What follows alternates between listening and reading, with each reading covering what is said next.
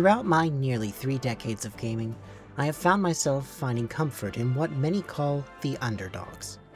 The games that deserve so much more than they are given. I can think of no better franchise that fits this description than that of Star Fox. The franchise as a whole has been through the ringer throughout its 30+ years of existence. You would think that for a franchise that's been around the cosmos for that long, there would be a large quantity of games to its name.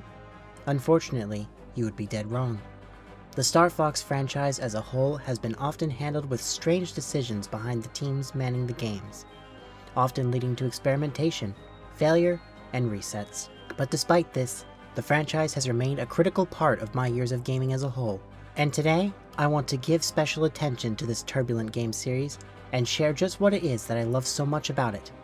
Join me in this 7-game franchise as we blast our way through the vast openness of outer space and find out just why this underdog deserves another chance.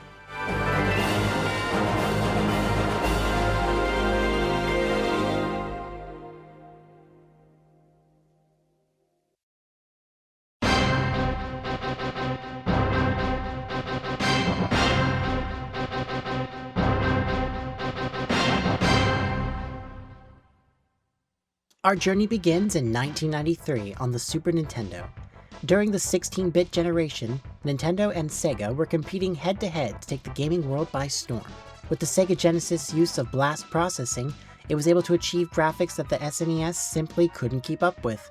Nintendo needed something new, something innovative, something to push the hardware to its limit, and show that it could deliver the same level of graphical fidelity that the Genesis could.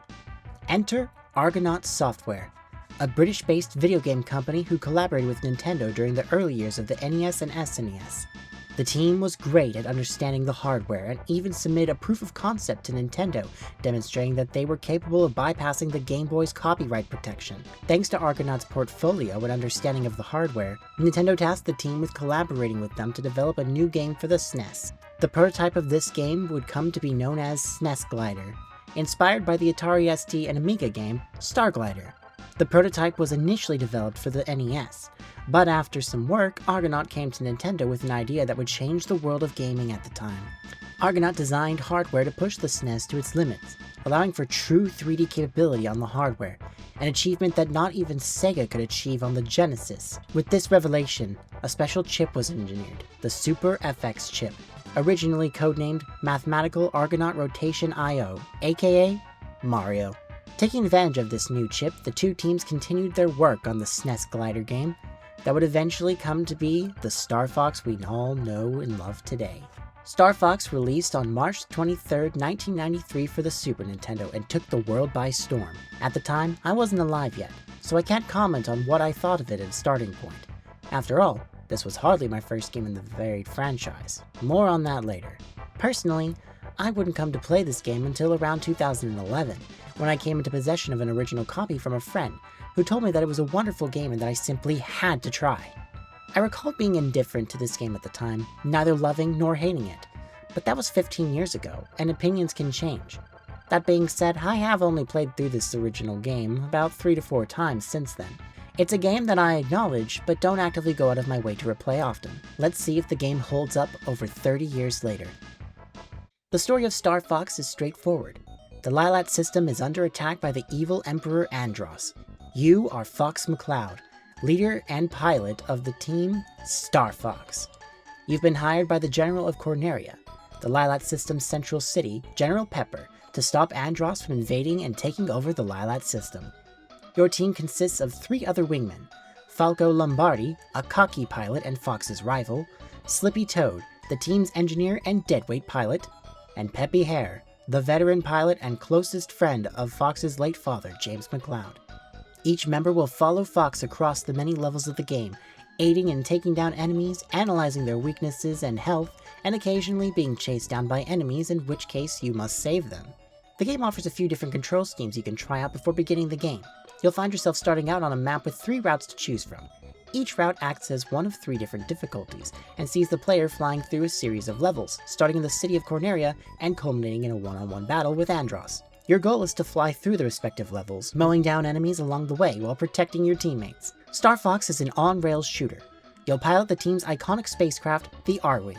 You have access to a trusty blaster that can be upgraded up to 3 times by picking them up throughout the levels. The meter at the bottom of the screen serves 2 purposes. The first is a brake. This proves vital when you need to correct yourself and let enemies behind you pull ahead to blast them down. The second purpose is the boost, incredibly useful for outpacing enemies and dodging quick obstacles. Above the mirror, you'll be able to keep track of your bombs. Firing one ahead of you will act as a screen nuke that wipes out any enemy caught in its radius. Good for getting rid of troublesome enemy hordes, but use them sparingly as they are not the most common. The last move at your disposal is the iconic barrel roll. By double tapping the shoulder buttons, the R-wing can spin to deflect oncoming projectiles.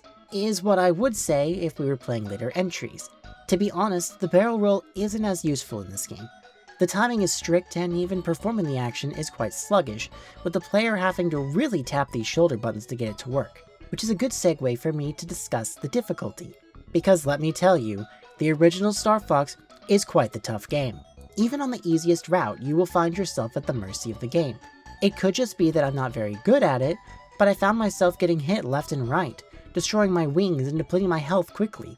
Yes, you heard me correctly. Your wings can take damage. If you get hit enough, your wings will break off entirely. This will make your R-wing pull in the opposite direction if one wing is broken, and slowly descend if both are. To keep your ship alive, you'll need to collect one of the rings. They'll refill your health. As you progress, you'll find yourself visiting varied locations, all rendered in full 3D. A futuristic city, snowfields, long tunnels inside of a spaceship. It's certainly an impressive game for the time, but these days, I struggle to play it. The visuals, to be honest, have not aged as well as I would like to admit. Don't get me wrong, it is impressive what the team was able to achieve on a system known for 2D games. But when it comes to the cost of the frame rate and its visuals make me dizzy, it becomes hard to come back to this game.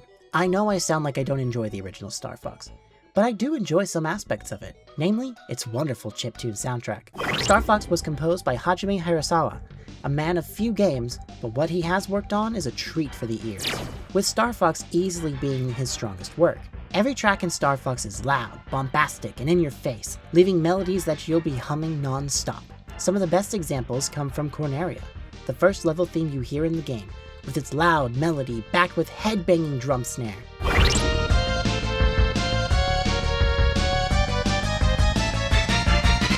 Titania is a more laid-back melody, with softer notes, but still capturing the air of mystery that space has.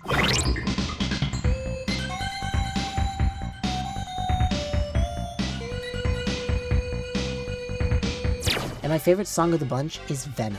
This is Andross' stronghold, so you really get the sense of invading an armada of the strongest enemies in the game. You can feel that the end is close.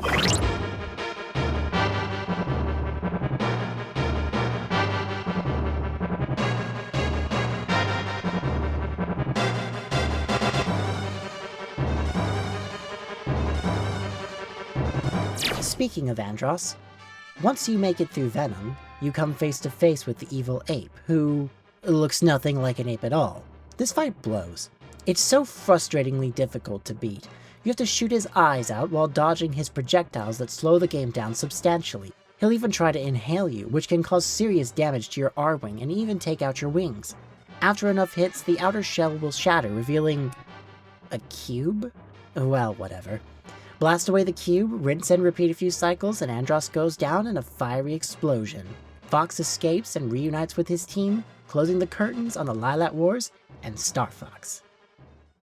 While not a game that I find myself coming back to often, I can understand why this first entry was such a success.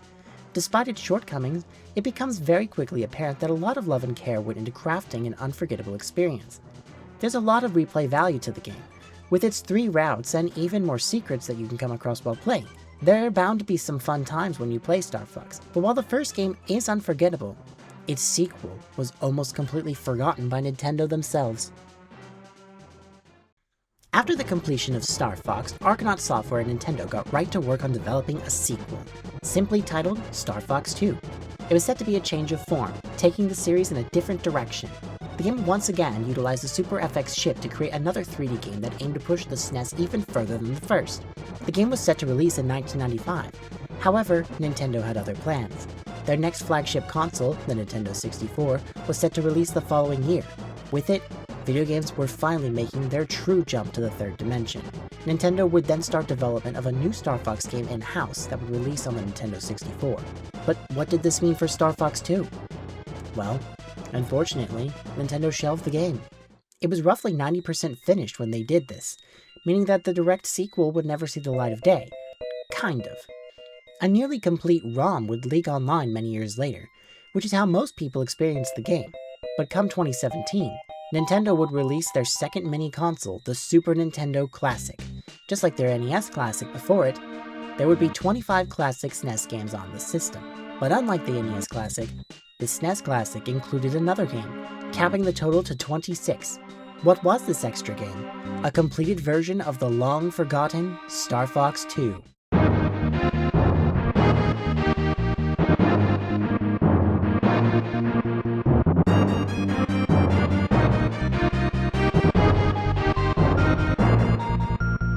To say this alone sold me on getting a SNES Classic would be an understatement. I never played the leaked ROM, so for me, this was a brand new Star Fox game. And being that I was a super fan by that point, I was so excited to experience it. This game also became available on the Nintendo Switch's online service, which is how I played it and the first for this video. But enough preamble, let's discuss the sequel that cheated death. This is Star Fox 2. Taking place sometime after the events of the original Star Fox, Emperor Andros has returned. Having survived his defeat at the hands of Fox, he has rebuilt his space armada, as well as a new floating stronghold called Astropolis. Andros has also hired a criminal gang by the name of Starwolf as a countermeasure to oppose Star Fox. Andros launches an all-out offense against the Lylat system, capturing various planets and converting them into war factories. He's even managed to make Venom habitable since the first game.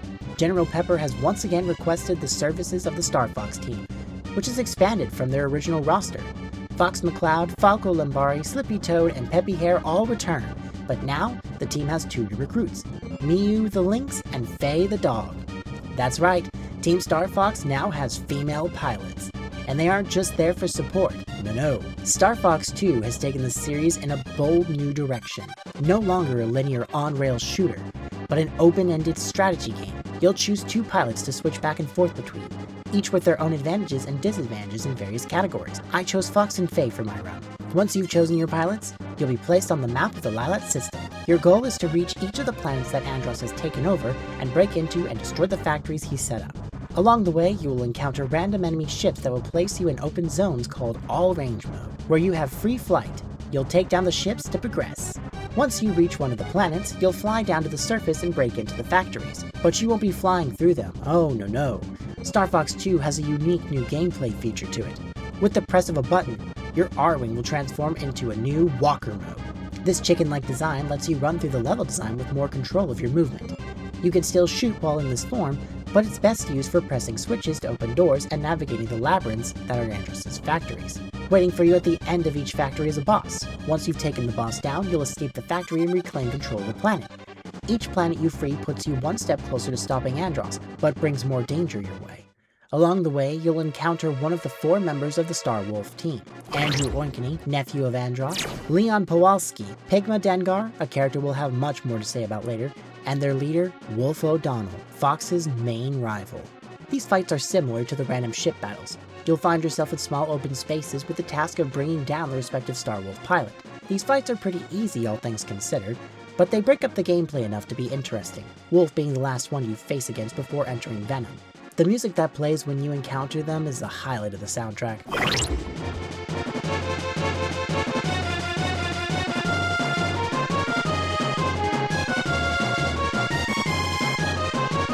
Star Fox 2 was dual composed this time. Kazui Ishikawa, known for her work on The Legend of Zelda Link's Awakening and the Wario Land series, and Yumiko Kanki, known for her work on the original F-Zero. The soundtrack is just as funky and catchy as the first. The character select theme in particular is so uplifting it gets you pumped up to start the game.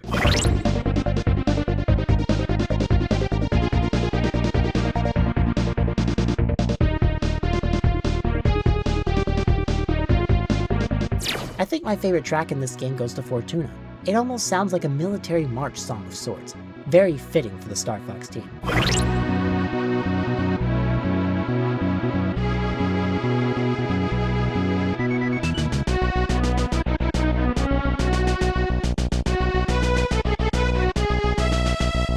Once you've reclaimed all of the planets, shut down each factory, and bested all of Starwolf, It's time to take the final fight to Venom to defeat Andross again. I have to say, this fight is laughably easier in comparison to the first game.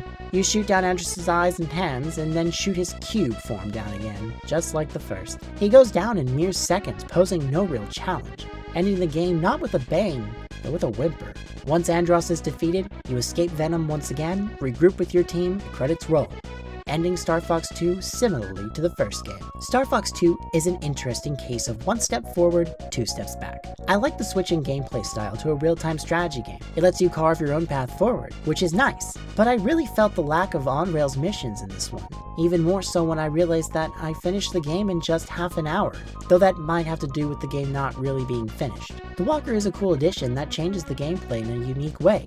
I like the addition of all range mode for dogfights, and Star Wolf was a great addition. Plus, the ability to choose between 6 unique pilots with different abilities is a cool idea that could be expanded on in the future. Wink wink. I want to say I enjoy 2 more than the original, but only by a small margin. It runs better, plays better, and doesn't outstay its welcome.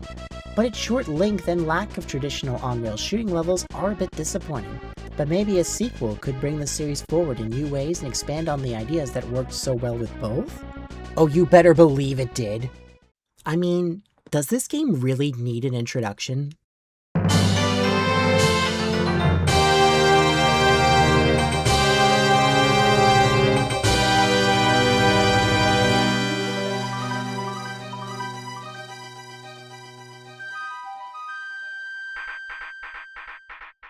Star Fox 64 released in 1997 for the Nintendo 64 and took massive leaps forward for the series.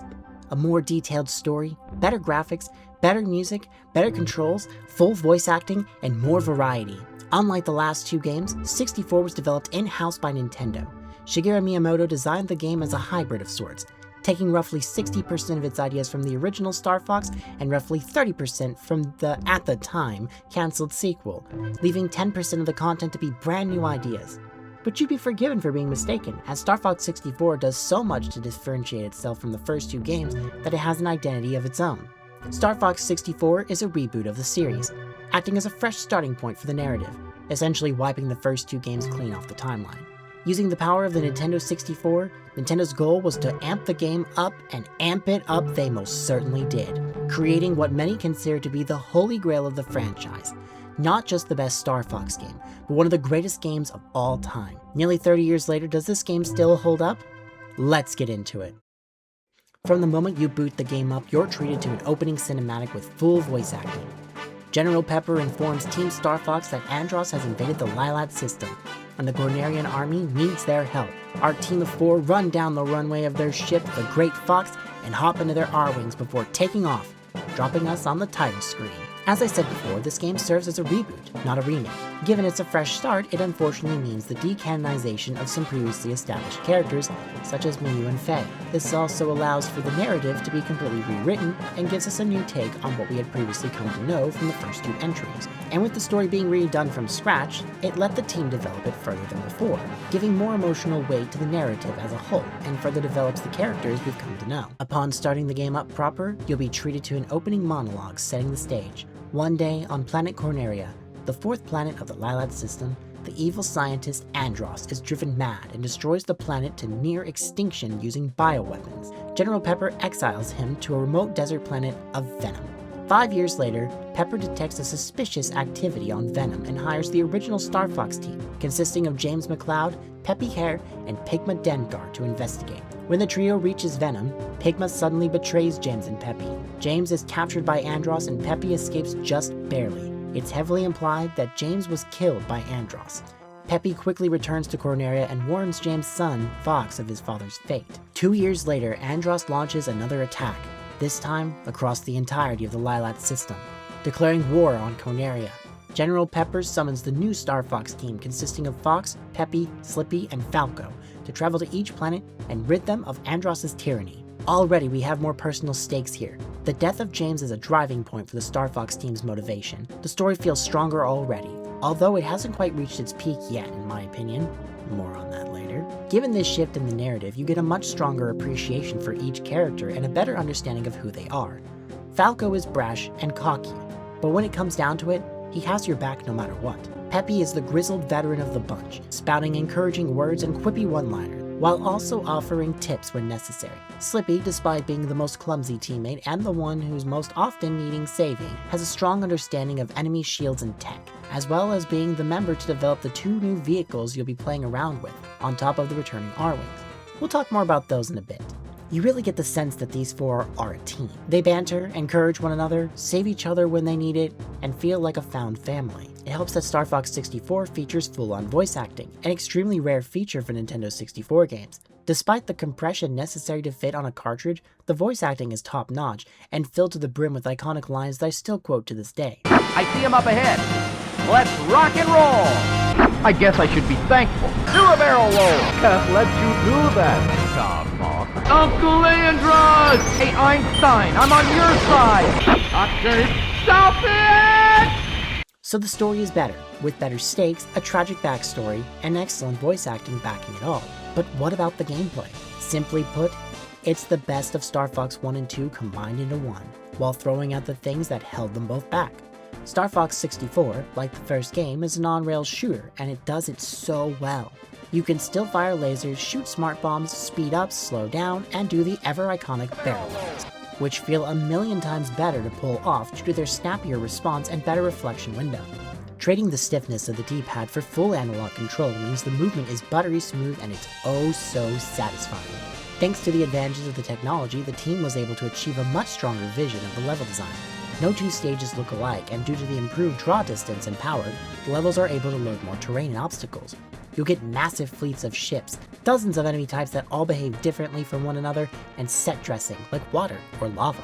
In just one level alone, you will see no less than 3 different types of obstacles and set pieces, such as massive space armadas, meteors that shoot at you, enemies that create grid-based defenses, and so much more. Thanks to the jump in hardware, the game also performs like a dream.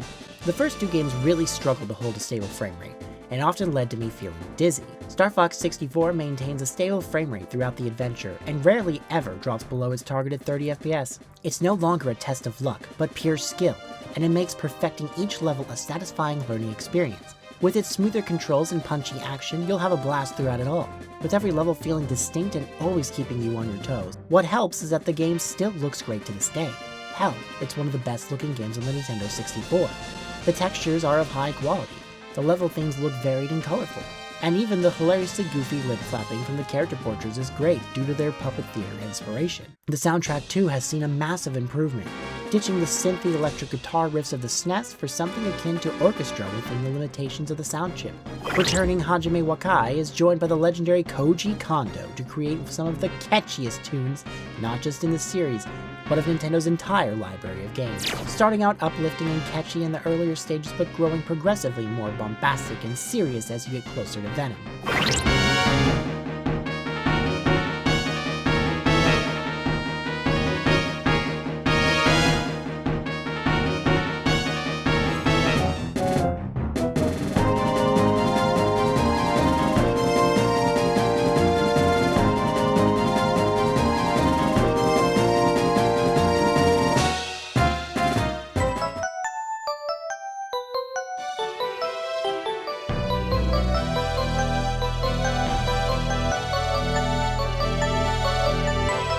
One of the greatest video game soundtracks of all time, but not my personal favorite in the franchise.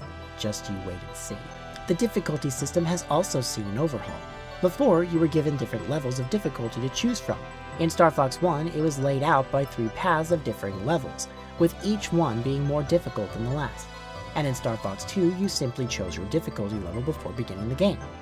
This time around, the path you take is dictated by your decisions that you make in each level, which I like even more. It adds a level of exploration to each mission and makes it the most replayable game in the franchise, with only one game coming even a fraction close to being able to top it. It's an hour-long campaign with dozens of combinations of paths you can take, and it makes each replay feel that much more distinct and personal. Being short also lends itself to the pick-up-and-play mentality that has long since been abandoned in the modern gaming market. Sometimes I just enjoy popping the game in and blasting through some short, fun, action-packed levels. There are 2 endings you can achieve, the normal and hard endings. The normal ending is easy to access by just simply playing the game, whereas the hard ending requires you to be better skilled with the game. In level 1, you must save Falco and then fly under all of these arches in the water. In level 2, you must get no less than 100 kills. In level 4, you must shoot down all of these searchlights. In level 5, you must defend the Great Fox from all of these missiles. Levels 3, 6, and 7 only require you to finish them normally. A bit arbitrary, but nonetheless very fun. The punchiness of your shots is so satisfying to pull off and makes mowing down the hundreds of enemies along the way feel so good.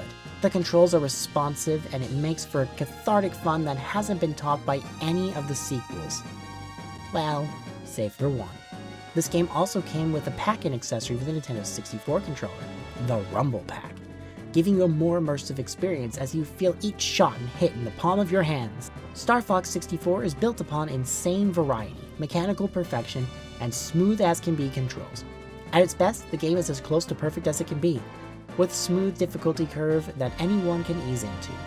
The best level in this game, in my opinion, is Area 6, the 6th level on the hard path. It's 10 minutes straight of non-stop chaos. You really have to be on your toes here, or you're going down without a second thought. It keeps your blood pumping as you desperately claw your way through the armada that is Andross's last stand. When you finish it, you feel the satisfaction of completion. Even the bosses are stronger than before, each offering distinct designs with differing ways of defeating them and even unique gameplays for each. Some taking you down a linear path, while others bring back Star Fox 2's all-range mode for an open arena dogfight to the death. And no more is this at its strongest than with the return of Star Wolf. Despite only showing up in a few missions, these 4v4 dogfights are insanely tough, especially the one on Venom during the hard ending path. The banter between the two teams combined with their stronger AI makes them the most iconic and difficult fights you'll encounter in this game. Their theme backing these fights also adds so much charm to the experience.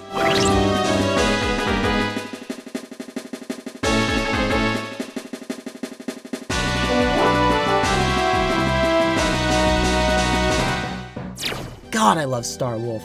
They are the yin to Star Fox's yang, each having their own distinct personalities and voices that set them apart from one another, but Wolf is always going to be the best of the bunch. Should you find yourself struggling with the game, you can rely on the returning power-ups. The laser upgrades, silver rings, and golden rings all make their grand return and are better than ever. Each laser upgrade feels noticeably stronger than they did on the SNES, and by collecting 3 gold rings, your health will increase, which is damn near essential sometimes in these harder missions. And now you have further incentive to keep your teammates alive. As I alluded to before, they all offer something of value to your progression. Falco helps you find alternate paths, Peppy provides essential tips including boss weaknesses, and Slippy provides the boss health bars. Losing just one of these 3 for a level is terrible. You really feel their absence in many instances. Along your way, you'll also encounter 2 additional characters that will help you during certain missions. Bill, an old war buddy of Fox's, and Kat, a sassy girl who seems to have history with Falco. I can't comment too much on Bill as he's just a friend who shows up and helps you every once in a while, but there is more depth to Kat than meets the eye from just her brief appearances. In a Japanese comic called Farewell Beloved Falco, you get to see more of Falco's relationship with Kat and his struggles between his new and old team of dogfighters. It's a good read, and even goes into details on events that would happen in the next game, as it takes place between 64 and it. The best part? It's canon. Nintendo themselves published it, and therefore is a wonderful addition to the ever-growing universe of Star Fox. But back on track.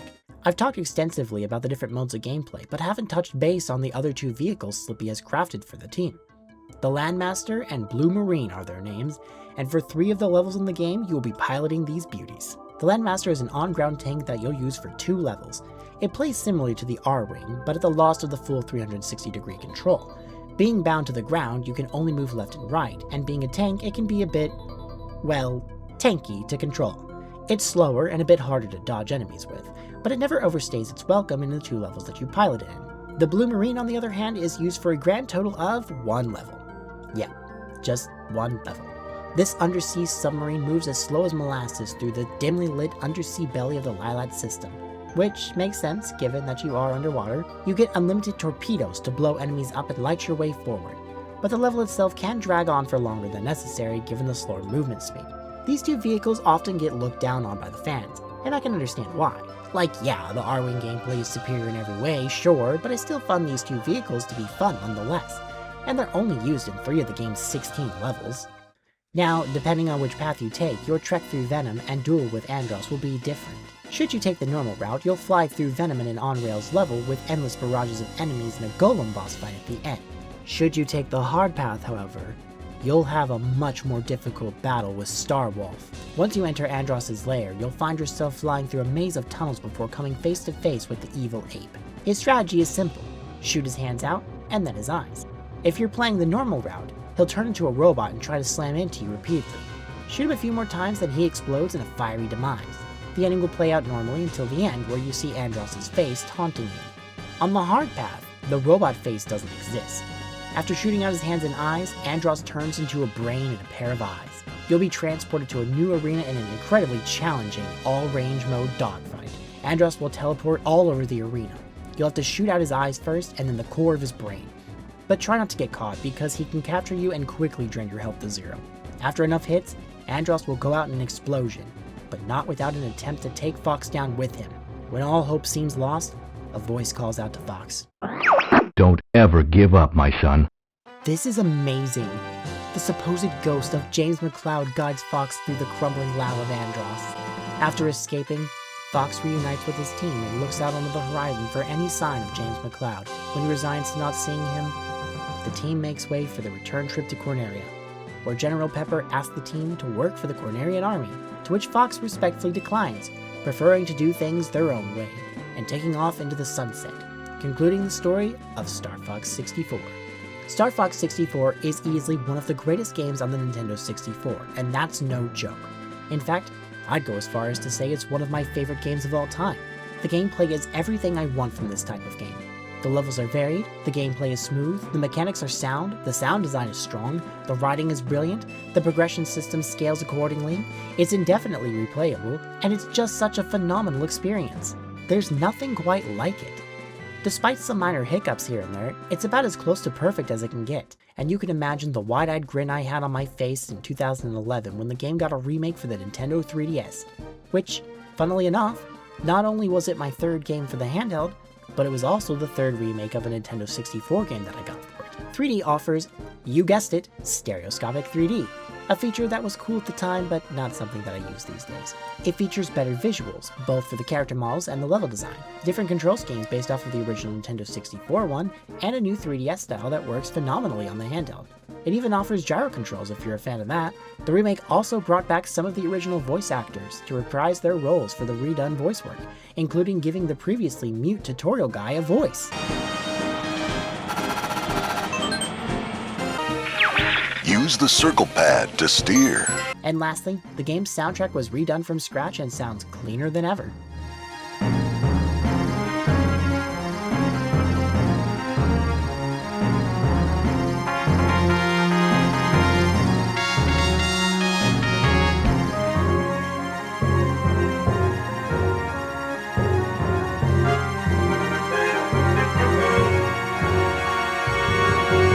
I see a lot of people drag the remake through the mud, saying it's not as good as the original, saying the voice acting is worse, the soundtrack is worse, and that it's not as fun as the original.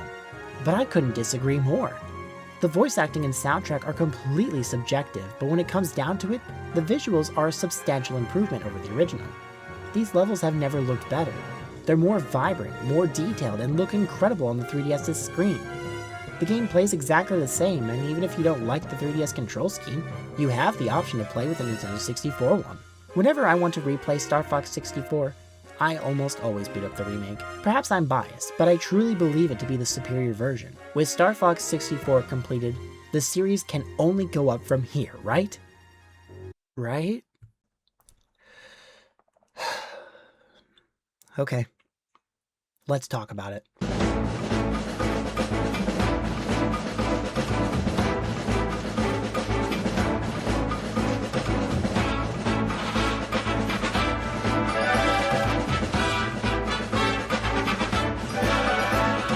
Star Fox 64 sold incredibly well. I'm talking over 4 million copies, placing it in the top 10 best-selling games for the Nintendo 64. No small feat. So, with this information, you may find it hard to believe that the series went dormant for quite some time. 5 years in fact. And when it returned, it would change everything. The next game in the franchise would ditch everything we've come to know and love about the series up to this point. No more on-rails gameplay, but rather on-foot gameplay. But why? Well, the reason is simple. 2002's Star Fox Adventures was never supposed to be a Star Fox game in the first place. A sequel to Star Fox 64 was in the cards. However, Miyamoto specifically requested that this sequel be an action-adventure game. Stumped and lacking a team to develop it, as the GameCube was on the horizon and Zelda and Mario were getting Nintendo's full attention, the game would take some time to get moving. At the same time, Rareware, the kings of 3D platformers on the Nintendo 64, were hard at work on their final game for the console. It would be their biggest and most ambitious title to date. The game was titled Dinosaur Planet. It would take advantage of the Nintendo 64 memory expansion as well as a 64MB cartridge, the largest size on the system. Taking inspiration from the likes of Ocarina of Time, this ambitious project aimed to bring a massive prehistoric world to life. The game would see the player taking control of two different characters that you would alternate between. Their names were Saber and Crystal. You would be able to swap between the two characters utilizing an item called the Swap Stone, and their stories would cross over at various points. A presentation was put together by Rare for E3 2000, but Nintendo approached the team and asked them not to discuss the game much at all during the event. But why? Because Miyamoto couldn't help but notice that Saber's design bore resemblance to Fox McCloud. Nintendo then met with Rare and asked them if they would merge Dinosaur Planet with Star Fox. Development moved to the GameCube and the title of Dinosaur Planet was dropped entirely. I think this decision was bafflingly stupid if you ask me. Dinosaur Planet on its own could have been one of the greatest Nintendo 64 games to ever come out, but instead, we wound up with one of the most baffling GameCube games I've ever played. Rare built this world and all of its lore to be something unique on its own. By slapping the Star Fox IP on the game, it has stripped it of its own identity and instead piggybacks off of the brand recognition. Crystal was nearly cut from the game entirely. Takaya Imamura, the man who was responsible for helping direct every game in the series up to this point, loved Crystal. He redesigned her to be older and to appeal to more mature audience, and fought to keep her in the game. However, I would argue that her inclusion is so minute that she might as well still not exist in the game in the first place. It was certainly possible to allow the player to alternate between Fox and Crystal, as was intended with Saber and her. However, Crystal's role was sidelined to make way for Fox.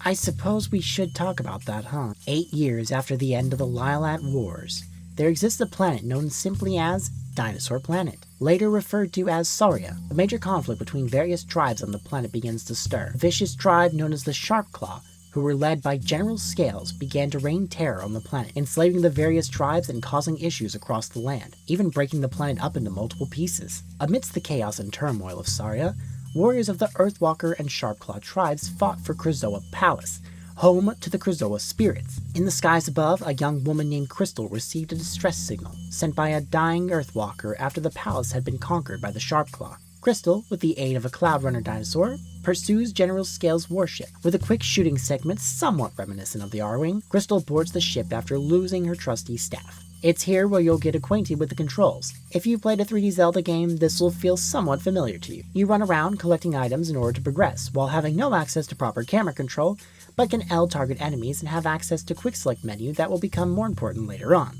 After finding a key to free a trapped dinosaur baby, Crystal is confronted by the big bad of the game, General Scales. He speaks in an interesting language. General Scales, Hiku, Kohud, Otaskuki, Eve Dinosaur Planet. This language is entirely made up. It's particularly funny to hear the characters occasionally saying words in English, though. Edo Su Tavuk, General Scales! Really takes you out of the experience and gets a good chuckle, even if you weren't supposed to. So Scales grabs Crystal and throws her overboard, only for her to be saved by the Cloud Runner, who brings her to where the distress signal she was chasing originated from. After some navigating, barrel carrying, and basic puzzle solving, Crystal discovers the Earthwalker, who called for her, and learns of the various landscapes of Saria being separated from the planet after General Scales removed the sacred spellstones from the Force Point temples. The Krazoa spirits were the key component in reforming the planet and saving it, as well as the Lilat system, from further destruction. Crystal then goes to complete a test in order to acquire the first spirit. Once she has the spirit, she goes to deposit it, but as she's doing so, something, or someone, is watching her. Crystal is quickly ambushed and trapped within a... Crystal.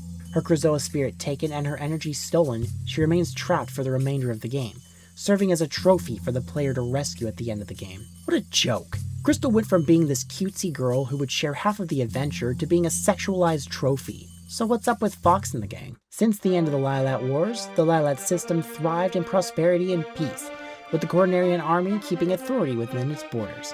The Star Fox team struggled for efficient funds in desperation to make repairs on the Great Fox. While near Dinosaur Planet's orbit, General Pepper contacts the Star Fox team with information, bringing the attention of the civil war that had been waging on it. He informs the team that their fee has been approved, and should Fox complete the mission of saving Dinosaur Planet, they will be paid handsomely. Without hesitation, the team takes their opportunity and begins their mission. You're dropped on a map of the planet. Here, you'll select where to fly, although at this point you only have one destination you can select. Once you chart a course, you'll enter the game's R-Wing segments. What happened? No, seriously, what happened? I know this wasn't originally a Star Fox game, but what is this? This isn't proper R-Wing gameplay. Sure, it plays like it did in 64. Sure, it has all the moves from 64. And sure, it has a remix of one of the songs from 64. But this is not my Star Fox gameplay I've come to know and love. Your one and only goal is to collect one gold ring. Yes. 1. Granted, later segments will see this number slowly go up, but that's hardly the point. These segments are so shoehorned in and pointless that I wish they hadn't included them in the first place. Each one will take you no more than 1 minute to complete. Once you collect the right number of gold rings, you just hug a corner and make it to the end no problem. The sad part is, these are the only segments in the game that feel distinctly Star Fox-like, and they still miss the mark. The worst part about this entire process is that every single time you travel to a location, you're forced to sit through these segments. Even if you've already finished them, you'll be forced to replay them. And when you factor in how many times you'll be returning to the central hub of Dinosaur Planet, that means you'll be replaying the first R-Wing segment over and over and over and over and over. Why? Why is this set up like this? Once you land on the planet's surface, you'll truly begin playing the game. Pepper states that Fox was to leave his blaster back on the Great Fox to preserve the nature and wildlife of Dinosaur Planet. But I think this is just Ray's excuse to justify why Fox is Saber now. Let me just get this out of the way. I do not like Star Fox Adventures. I never have, and I never will. Despite being the very first game in the franchise I owned and my entry point to this wonderful world, it has never been a game that I could get into. Coming from a Zelda fan, that might be a surprise to hear. Even more surprising is that my first time completing this game was for this video. Yeah, you heard me right. Despite owning the game since 2002, I have never managed to see it through to the end. The farthest I've ever gotten is about halfway through it before I simply grew bored and dropped it. I even had to push myself to finish it for this video. If it weren't for my good friend Miharu, I don't think I would have even finished it. She helped guide me through the game when I was often stumped or lost. The game was excruciatingly boring from start to end, and I often found myself only playing it in short 1 to 2 hour bursts to get moving along before stopping to do literally anything else. So yes, I'm going to sound harsh on this game. I will try to be constructive in my criticisms, but bear in mind that I am not a fan of what I played. I'm so sorry, Miharu. When you first arrive on the planet, you'll come across Crystal's lost staff. Get up, you'll get a lengthy explanation about how you can use it. This staff is the core of the gameplay. With it, you can attack enemies by pressing the A button, and this is your only attack button, meaning the combat is dull and painstakingly simple. The other use of it are for magic, such as shooting fireballs, a trail of ice, launching yourself upward, causing quakes, or even transforming into another dinosaur. Otherwise, the staff can be used to lift rocks to gain access to the currency of the game, the scarabs. Using these, you can buy various items from the shopkeeper. I love how unapologetically rareware this game is with its voice acting, and it is no more apparent than the shopkeeper. You pay this much. You can negotiate prices with the shopkeeper if you want, which is an interesting idea on paper, but ultimately one that I didn't waste my time with. You really only save like 1 to 2 scarabs, so it's really not worth it.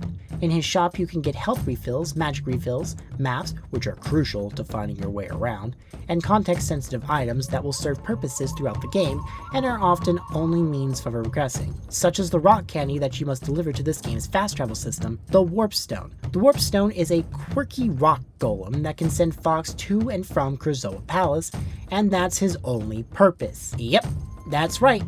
This game does not have a means of fast travel. You can use the Warp Stone to get to Krazoa Palace and the R-Wing to fly to the different pieces of the planet. How do you navigate the rest of the game? By walking there. If I had one complaint that stood out the most, it would be the amount of walking around I had to do. You will have to go back and forth throughout the same areas repeatedly. No fast way to get there. You'll be spending minutes on end going from one end of the map to the other. It got so bad that I turned on a cheat code to fast forward my gameplay just to cut down on my travel time. The core gameplay loop is as follows. Look for someone in the main hall of Thorntail Hollow. They'll tell you where to go, but not how to get there. You'll then travel to that area and get some sort of plot MacGuffin. You'll then take said MacGuffin and fly your R-Wing to an area outside of Thorntail Hollow. You'll explore the area, solving simplistic puzzles, get one of the spell stones, take it to the Force Point Temple in Thorntail, deposit the spellstone, and then gain access to a puzzle to earn a Krazoa Spirit. You'll then take the Krazoa Spirit to the Krazoa Palace, deposit it, lather, rinse, repeat 4 more times. Maybe you'll occasionally have a short vehicle segment where you ride on a hover bike, but even these can be underwhelming. They usually boil down to just outracing your enemies or ramming into them. Nothing too interesting. However, the first one of these will allow Fox to meet his new sidekick, Tricky, Prince of the Earthwalker tribe. Fox was tasked with finding him by the sickly Queen Earthwalker. Despite some reservations, Fox agrees to let Tricky accompany him, and get used to him because Tricky isn't leaving your side for 90% of the game. Tricky is probably the most interesting addition to the gameplay. You have a menu entirely dedicated to giving him orders. Tricky can dig up items, burn some branches, stop on switches, and he'll even let Fox know when something looks suspicious. However, you will have to feed him mushrooms in order to get him to cooperate with you, so keep that in mind. The puzzles revolving around Tricky are pretty interesting. You'll sometimes have to think about how to approach scenarios with him. The other puzzles, though... When I look back at this game, I think of 3 particular moments that I legitimately hated. The first was this segment in the Dark Ice Mines, which, bear in mind, is the area that lets you get the first spellstone. The first spellstone! You have to take this TNT barrel up a long winding path while dodging other barrels that are bouncing down the path. Once you get past them, you have to set the TNT barrel down on the specific spot, climb up to the next level, flip a switch, and a vacuum is supposed to lower and pick up the TNT barrel. The problem is that the first time it did this, the barrel vanished. So I trekked back down only to notice it hadn't respawned. So I ran back and forth in confusion, only for it to suddenly blow up off screen.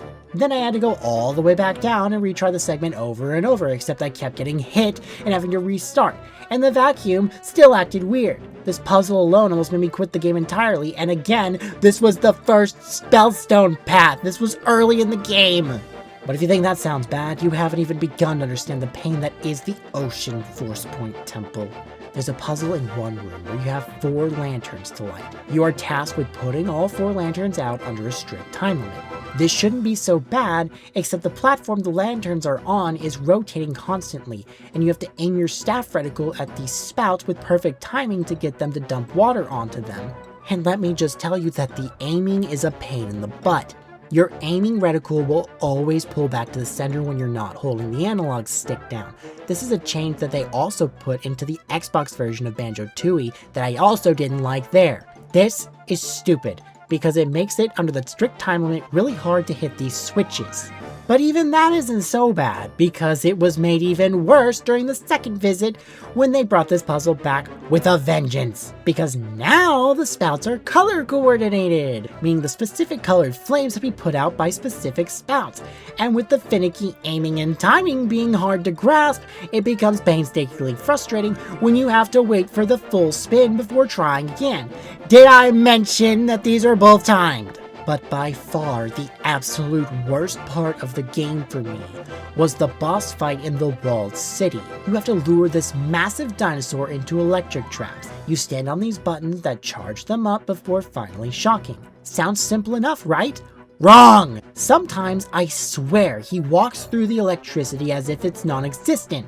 There was never an easy way to telegraph if I was doing it right or not. This fight took me over 20 minutes to complete. Brute forcing my way through it was the only way to succeed, and I'm still not even sure how I did it in the first place. There were so many baffling decisions behind this game's design that I'm having a hard time finding the positives in it. That being said, there are aspects of this game that I enjoy. For starters, I think this game is absolutely gorgeous. For being an early GameCube game, it's surprisingly detailed and very colorful. I especially love the fur details on characters like Fox and Crystal. The world itself is such a treat on the eyes. The world design as a whole is my favorite aspect of the game. I genuinely enjoyed my time spent in these areas when I was just taking in the sights, exploring, and having a grand time. The music is also quite nice. David Wise of Donkey Kong Country fame composed this game, and he did a wonderful job. While I don't remember every single track from the game, there were some standout ones that I find myself humming occasionally.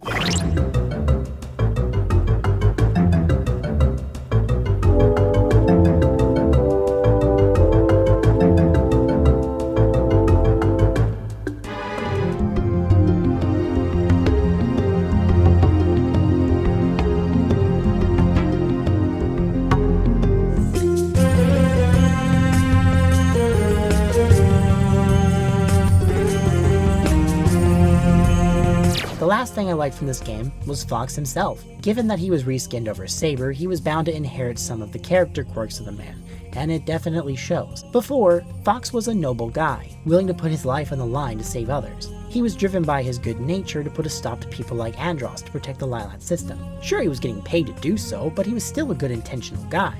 Adventure's portrayal of Fox is quite the change. Fox is kind of a dick in this game. He has such an I don't care attitude about everything. He just wants to get paid and doesn't want to put up with any nonsense. Given that this game takes place 8 years after the events of 64, I can understand Fox being older and grumpier. Sometimes it does feel a bit out of character, but other times I can sympathize with the man. When it comes down to it though, he's still the Fox we know and love. Despite his attitude, he will still do what is right, looking out for Tricky, helping the residents, and making it his goal to save Crystal. Later games will expand on this direction Fox's character took, and I'd argue that they handle it even better, and in some cases worse. I think it's time we wrap this up. After Fox gets the 5th Krazoa spirit, he only has one left to get, and it's with General Scales, who, at this point in time, has only appeared a couple of times. The game has been building up to something grand with him, despite the fact that you don't see him very much. So you make your way to the Krazoa Palace, you enter a room that is clearly built as a boss arena. When you step up to the platform, you're confronted by General Scales. You're ready to fight him and... why isn't he doing anything? Why is he just standing there? Attack me! Do something! Fine, I'll just draw my staff in. Stop! Scales! You are no longer any use to me! Who are you? I demand you show yourself!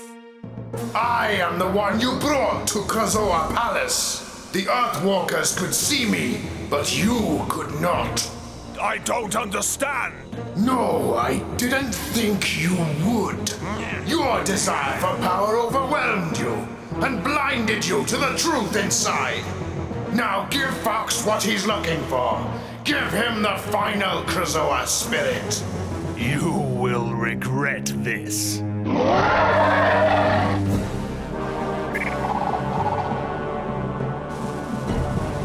What just happened? Scales is defeated? But I didn't even get to do anything! Whatever. At least I got the final spirit and I can save Crystal now. You drop off the final spirit and sure enough, Crystal is saved. Although she has a close shave. Fox manages to save her and the two share a lengthy stare down before he pulls her up. The giant Krazoa spirit then rises, claiming to be reborn as a god. Crystal takes back her staff and fires at it. The spirit flees to outer space with Fox in pursuit in his R-Wing. It's then revealed that the spirit is... Andros? What?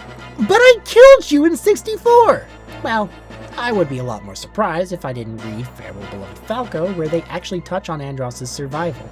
Anyways, what follows is the final boss. You'll be piloting your R-Wing for this one, so hey, at least it's ending like a traditional Star Fox game. Too bad this fight sucks. It's the same as always, shoot his hands, then his eyes. Once you've done enough damage to his eyes, his brain will be exposed, so you can get some shots in. Except he moves around sporadically and tries to ram you, making aiming your shots a chore. After enough damage is done, he'll try to suck you into his mouth. Sure would be nice to have some bombs right about now. Oh, hi, Falco! Waiting to swoop in during the 11th hour, our rival has returned to lend a hand by dropping bombs for us to use.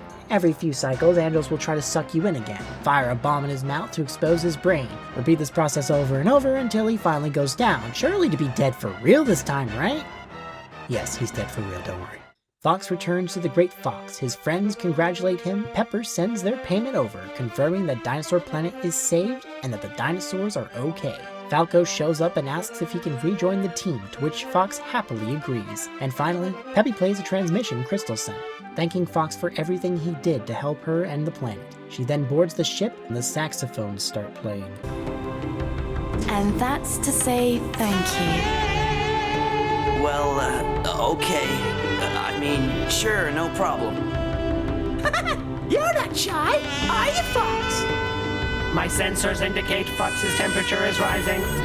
Are you okay, Fox? I'm gonna be just fine.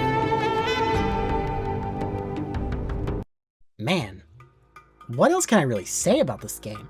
I don't want to sound like I outright hate this game, because I truly don't. I have several issues with it, and I think it fails to be engaging.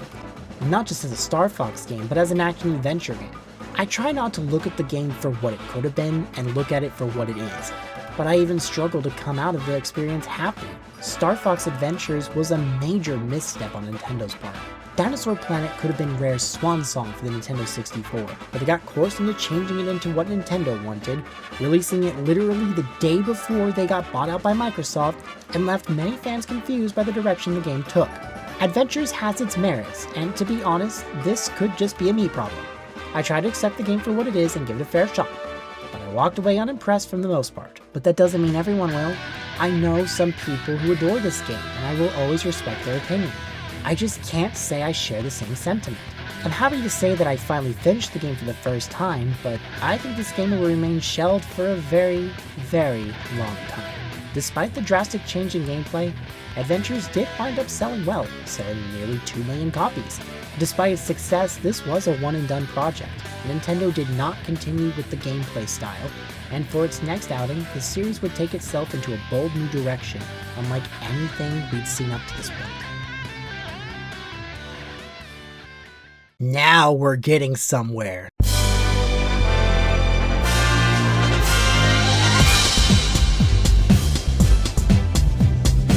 Let me go ahead and get this out of the way. Star Fox Assault is not only my favorite game in the franchise, not just my favorite game on the GameCube, but one of my favorite games of all time.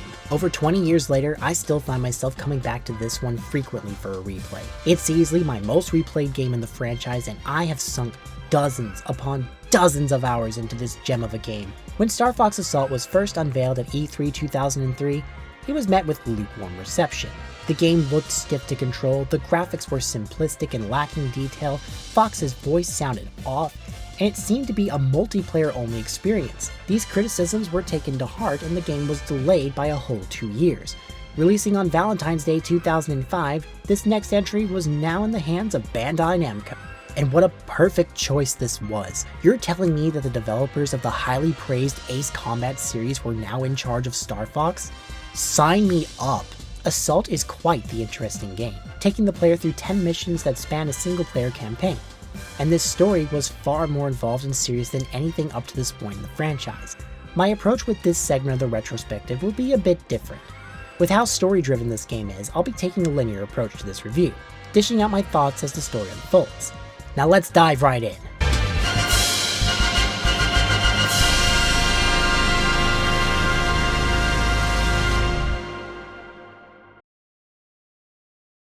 Taking place 1 year after the events of Star Fox Adventures, the remnants of Andross's army are back, now led by former Star Wolf member and nephew to Andross, Andrew Oinkeny. The Cornerian army are doing what they can to fight off Andrew's army, but are no match for them. Just when all hope seems lost, the familiar sight of the Great Fox comes into view. Team Star Fox has made their triumphant return. Fox, Falco, and Slippy are now joined by Crystal as their fourth pilot and telepath of the team. With Peppy stepping back in his old age to act as the team's navigator, General Pepper briefs the team on what's been going on, informing them of Oinkeny's rise to power and attempts to start another Lylat war. Fox assures the General that they're here to help, and the four make their way for their R-Wings to give chase. It's here where we're introduced to the new and improved R-Wing gameplay. Assault gives a very strong first impression. Right out of the gate, you'll find yourself flying through a massive space armada, shooting down hundreds of enemies, collecting power-ups, and saving Slippy within the first 30 seconds. You know, the traditional Star Fox experience. The R-Wing controls like an absolute dream, with perfect 360-degree movement, much more punchy laser beams, powerful smart bombs, the boost, brake, somersault, and of course, barrel roll. Thanks to the increased power of the GameCube, the game is able to render far larger set pieces and load in dozens upon dozens of enemies on screen at once. It's cathartic fun, and backing it is one of the many wonderful pieces of music this game delivers to your eardrums lovingly.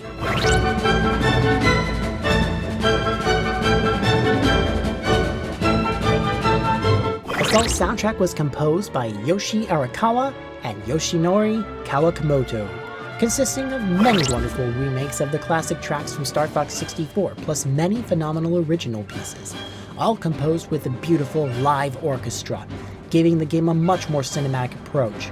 The orchestra alone helps elevate the soundtrack to higher planes in my eyes and ears.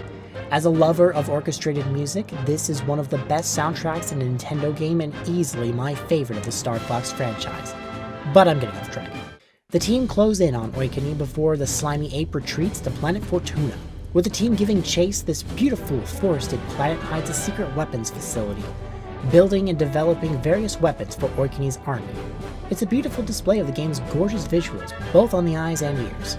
Once the team catches up with Oikini, he decides to stay to face them in battle, transforming his ship into an Andros wannabe mech.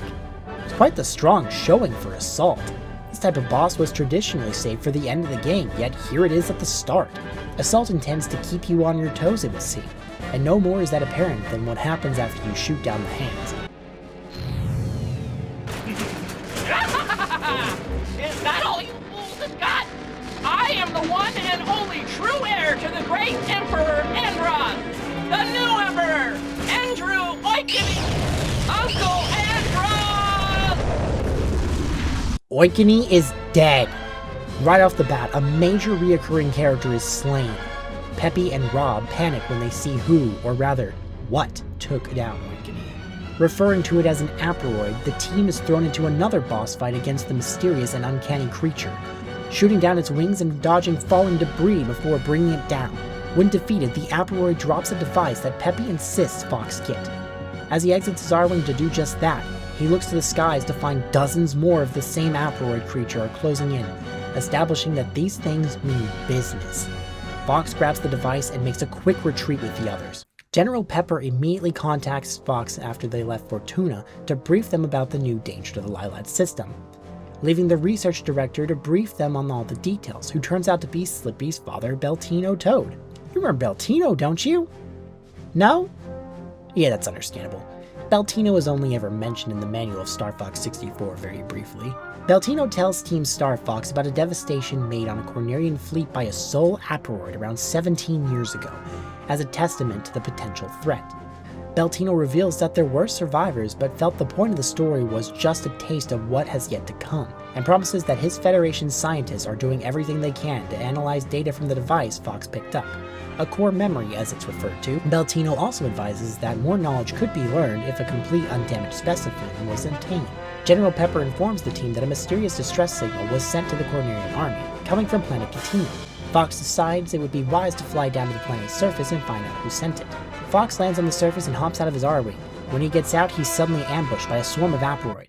It's here where you'll be introduced to the other gameplay style, the on-foot segments. No, not like Adventures. Unlike there, Fox has a blaster and can mow down his enemies with ease. This gameplay is often criticized for being too far of a departure from the traditional gameplay. However, I find it to be an expansion. Sure, you're not flying in an all-in-rails setting and are limited to the horizontal plane, but what it lacks in those, it more than makes up for with fast-paced gameplay. During this mission, Fox has access to his blaster.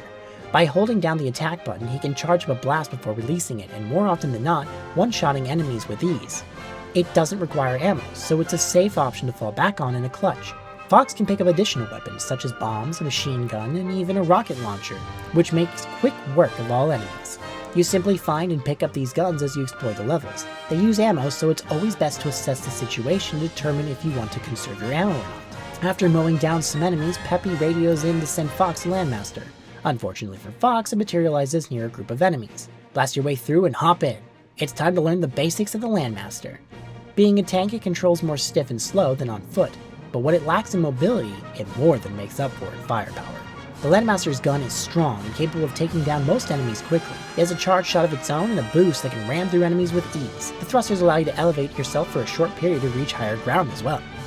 Your goal is to take down several Aperoid hatchers scattered outside and inside of the building in the center of the map. You're free to leave the Landmaster whenever you please to return to on-foot gameplay. This will be further expanded on in later missions and shows just how much freedom the on-foot gameplay can deliver. But for now, take down the hatchers. Once done, a giant Aperoid walker appeared. It's carrying a core memory, so take it down. By shooting its weak points below, it will lower itself down, allowing Fox to hover up to the top and shoot down its core. Repeat this process again and the walker goes down. Just as Fox was about to grab the core memory, he realizes that the distress signal had stopped. Before he can find out why, the core memory is nabbed by a familiar swine, Pigma. Turns out, he sent the distress signal as bait to lure Fox into taking out the Aperoids for him, so that he could steal the core memory and sell it for money. He flees the planet, leaving Fox to have to retreat to be briefed on what to do next. Fox and his team track down Pigma to the last known location of the Sargasso space station, When arriving, the criminals inhabiting the area hail the Star Fox team and demand to know why they were in Lord O'Donnell's territory.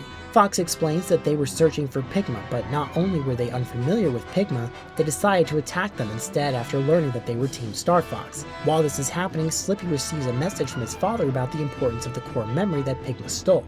It could reveal the location of the Apleroid homeworld. Slippy and Fox decide to enter the main space station to secure it from the enemies, while Falco and Crystal hold off the enemy fleet outside. The Sargasso space station is quite vast, spanning 4 floors to explore, making it the tallest level in the game. To stop the enemies from spawning, Fox will have to find and destroy transfer gates. It's also here where you'll be introduced to the might gauge in the top corner. Should enough enemies outside overwhelm the area, you'll want to return to your R-Wing and take care of them. However, this didn't happen during this mission specifically. Once the transfer gates are destroyed, the team are intercepted by the man, the myth, the legend himself, Wolf O'Donnell. Wolf is joined by the returning Leon and newcomer Panther, a classy but sassy man who shoots his shot at Crystal. When Fox demands to know where Pigma is, this infuriates Wolf, not knowing where Pigma is nor caring, but demanding an apology for thrashing his hideout. It's time to take to the skies and deal with this troublesome trio in an all-range mode dogfight. While nowhere near as difficult as their fights in 64, keeping up with Wolf and his gang is still challenging like before. But the easier difficulty is fine, because backing this dogfight is the best rendition of the Star Wolf theme to date.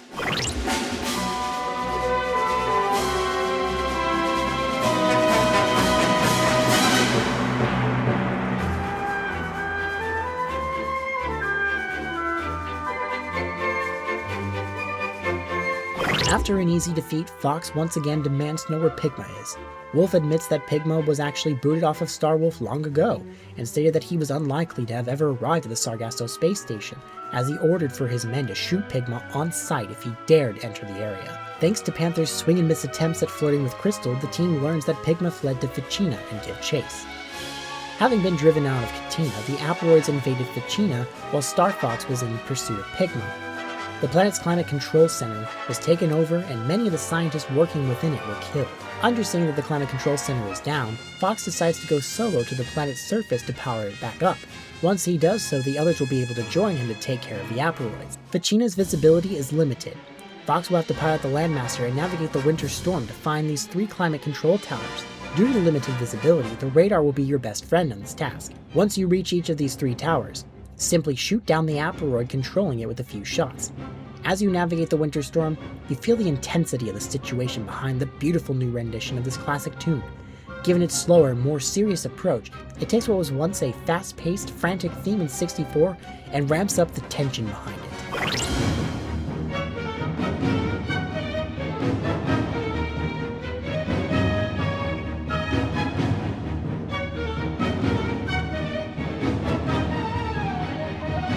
Once all 3 towers are restored, Fox makes his way into the Climate Control Center, where he is ambushed by Apleroid-possessed sentry bots. Falco hurries toward Ficina to lend a hand, while Fox has to dodge the sentry bot attacks and wait for an opening to strike. After 3 stressful waves, Falco comes barreling in to Fox's aid, taking out the enemies and giving Fox an escape. Fox hops onto the wing of Falco's R-Wing and pulls out a plasma cannon to cover him. This is the last gameplay style the game has to offer. Only occurring twice in the campaign, you'll gun down enemies and tracking beacons while your pilot navigates the map. These segments are short, spanning maybe 3 minutes total, but it's a fun change of pace that blends the R-Wing and on-foot gameplay together into an amalgamation of sorts. After taking care of the Apleroids, Pigma appears to use the core memory to turn the station's core into an Apleroid and flees. Fox hops into his R-Wing and takes to the skies for an all-range mode boss fight. The core will self-destruct in 7 minutes, so you need to be quick. You'll have to acquire bombs for this fight by shooting down the flying Apleroids the core spawns. When the core's hatch opens, unleash bombs into it. After a few bombs, the core stops before it can self-destruct. With Ficina saved, another core memory acquired, and the troublesome blizzard taken care of, the team is left to ponder on how much of a threat the Apleroids are. Still, getting attacked by your allies? Man, that's just crazy. Machines are machines, after all. Those without strong wills can be easily turned to evil. Those without strong wills, allies or enemies? What is it, Fox? Nothing. That sounds like someone I know, that's all. We cut away to Pigma, sleeping. seemingly falling under the control of the Aperoids. This will surely not come back to bite him in the rear later. The team is briefed when they return. Pigma has fled to Meteo. The team hop into their R-Wings and immediately give chase. Right off the bat, it's made aware that the Wolfen ships are abandoned here. Something happened to Wolf and his team, but what? As the team flies through the asteroid belt, they'll eventually arrive at an abandoned space station, overrun by Aperoids possessing machines to try to stop them in their tracks. As they push forward, they find Pigma slowly being assimilated by the Aperoids on a satellite dish. I'll let this horrifying scene play out and speak for itself.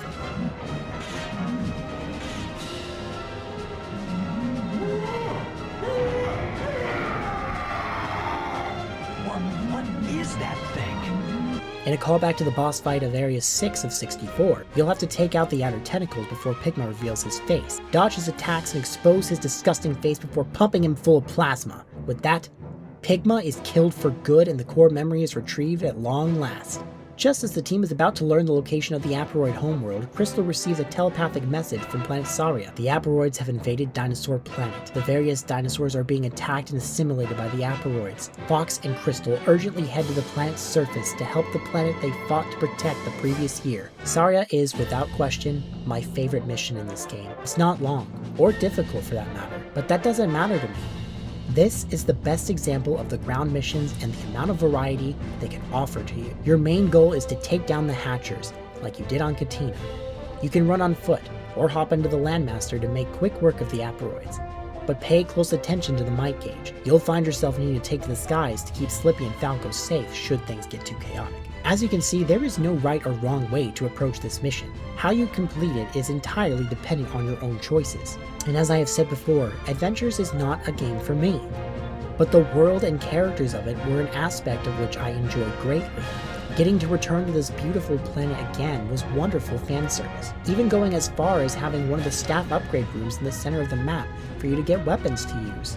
Hell, Slippy even has his coolest moment in this mission, where he actually stands up for himself against Falco's attitude. Falco, Slippy, the airborne enemies are all yours. Gotcha. Try not to make a mess of things, Slippy. Give it a rest, Falco. Seriously.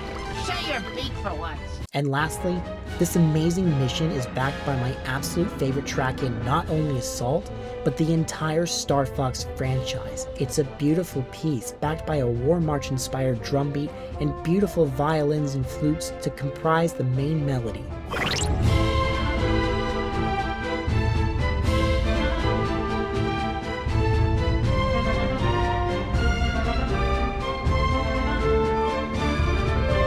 It just feels like a desperate struggle is taking place as you fight to reclaim this beautiful land from these monsters. After Fox and Crystal save Saria from the Aperoid threat, a familiar face pounces on Fox. Tricky, now much larger and heavier than before, thanks his friends for their help before offering to give them a ride back to the R-Wing. Tricky insists on joining Fox in this fight against the Aperoids, but Fox reminds Tricky of the importance of him leading the dinosaurs on Saria as their leader. Tricky comes around and agrees. Yeah. I'll take care of things here so you two can come back on your honeymoon. What are you, nuts? We're not yet, Not yet. I mean, this isn't a conversation for children. You said you weren't gonna treat me like a kid anymore. Then stop acting like one. You're just mad because you don't want to talk about it. All right, that's enough, boys. While the team was saving Saria, the city of Corneria was left vulnerable to the Aperoid attacks. The city is being overrun with Aperoids, even going as far as possessing the Cornerian army. General Pepper's transmission is abruptly interrupted. Sensing the urgency of this dire situation, Fox decides it's best for him to go solo for this mission, while the other three cover him from the air. With how dangerous things have become, he can't risk the others potentially dying at the hands of the Aperoids. Your mission this time is to pick up the new sniper rifle and shoot down the radar jammers possessed by Aperoids. You can feel the threat in this mission. Corneria, what should have been a safe haven for the Lilat system, has now been overrun by these mindless beings. This city, where your journey first began in 1993 and 1997, has become a battered war zone. You can almost hear the city's plea behind the desperate take on the iconic music track as you scrape your way through the hordes of enemies to shoot down the jammers.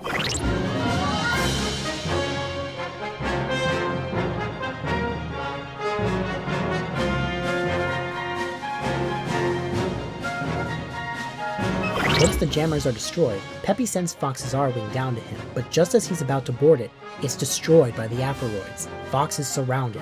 When all hope seems lost, who else but the boss man himself, Wolf O'Donnell, comes in for the save, picking Fox up much to his confusion. Wolf reminds Fox that if anyone is going to tan his hide, it's going to be him. Pulling out his plasma cannon, it's time for the last on-wing gameplay segment. It plays out the same as the one on Ficina, but it leads to some great dialogue between the two teams. After the asteroids are taken care of, a familiar ship closes in on Fox and Wolf. General Pepper's ship, and by extension, the General himself, have been ambushed and taken over by the asteroids. Pepper, just barely able to voice his plea, begs Fox to take him down before he succumbs to the asteroids' possession.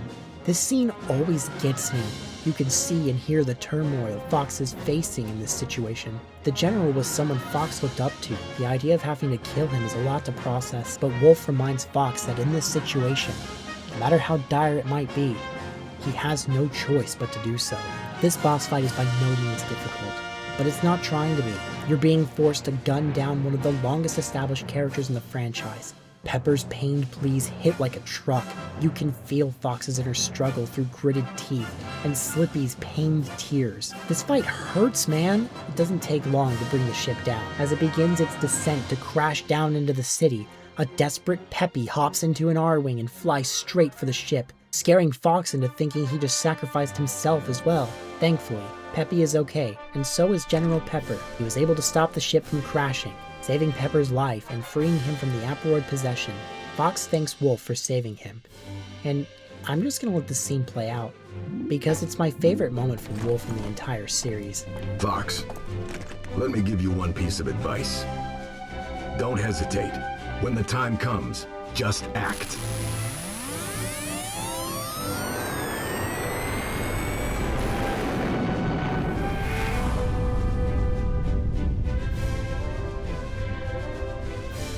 Wolf. God, Wolf is just the coolest! With Corneria in complete ruin and General Pepper in medical care, Beltino has apparently assumed command and informs Team Star Fox about the discovery of the asteroid homeworld, explaining that he was creating an anti-asteroid program bomb, which if fired into the asteroid queen, would eliminate the race in one blow for good.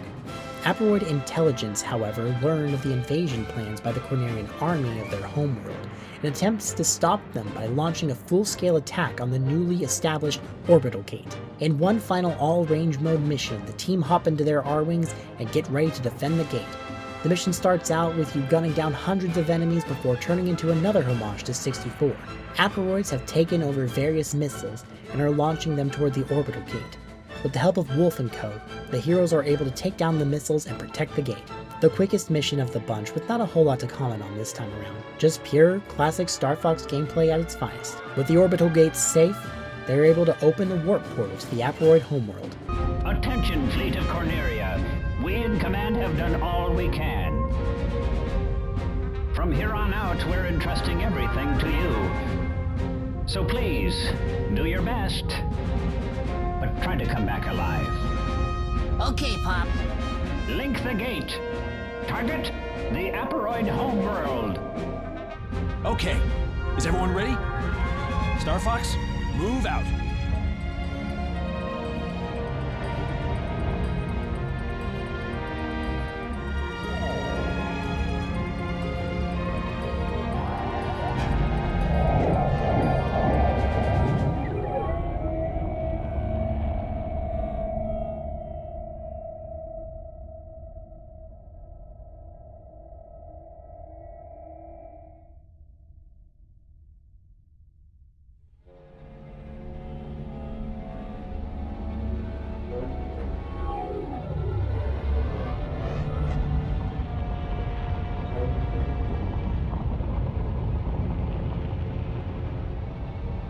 Coordinates of asteroid system confirmed and stored in memory.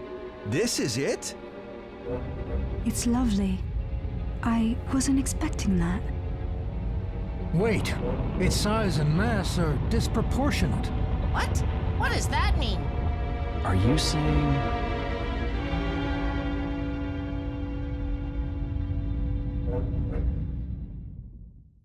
Peppy assesses an entry point to get to the interior of the Aperoid homeworld. It spawns hundreds of Aperoids, but quickly puts up a shield afterwards. The mission is clear. Take out the Hatchers and gain entry to the center of the planet. Your final on-foot mission, and by far the most difficult of them all. Fox and Crystal take to the surface with Slippy and Falco protecting the skies. The homeworld is swarming with the toughest Aperoids up to this point. You'll have to navigate the tight corridors of the interiors. They're closely guarded and filled with Aperoids. One careless mistake can cost you your entire health bar in seconds, and believe me, you don't want to die during this mission, as there is only one checkpoint near the end of it, meaning if you fall in battle at any point, it's right back to the beginning. The Hatchers are protected by shield generators. You'll have to take them out first before you can destroy the Hatchers. Watch your six and bring them down carefully. The atmosphere is through the roof. The stakes have never been higher. You're on enemy territory, alone and vulnerable. It might seem hopeless, but you must press on for the sake of the Lilac system. After you destroy the Hatchers inside, you're not done yet. More Hatchers appear below the station. Fox makes his way back to his R-Wing and flies below, destroying the last of the Hatchers. Before the team can enter the core of the planet, a backup shield generator comes online, blocking the team out of access. All hope seems lost until... Out of the way, everybody! Peppy?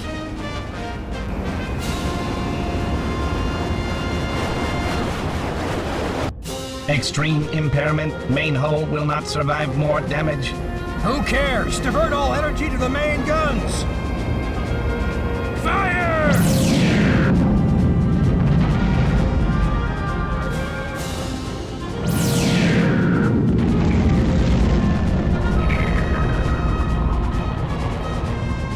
Damage capacity exceeded. Too bad. We're going out in style. Peppy, you can't die! Back off, all of you! Peppy, you mustn't. Yes, this is my duty. And now you must fulfill your duty as well, Fox. Peppy! Don't do it, Peppy! What are you doing, crazy old fool?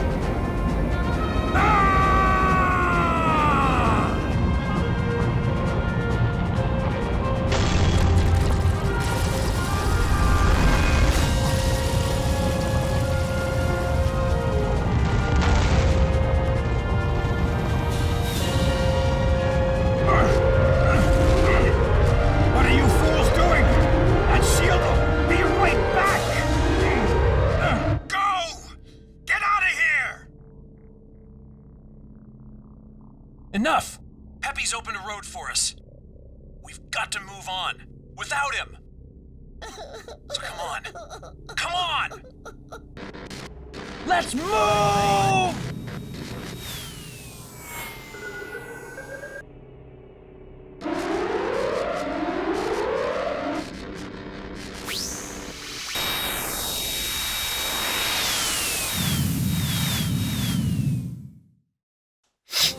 God, man.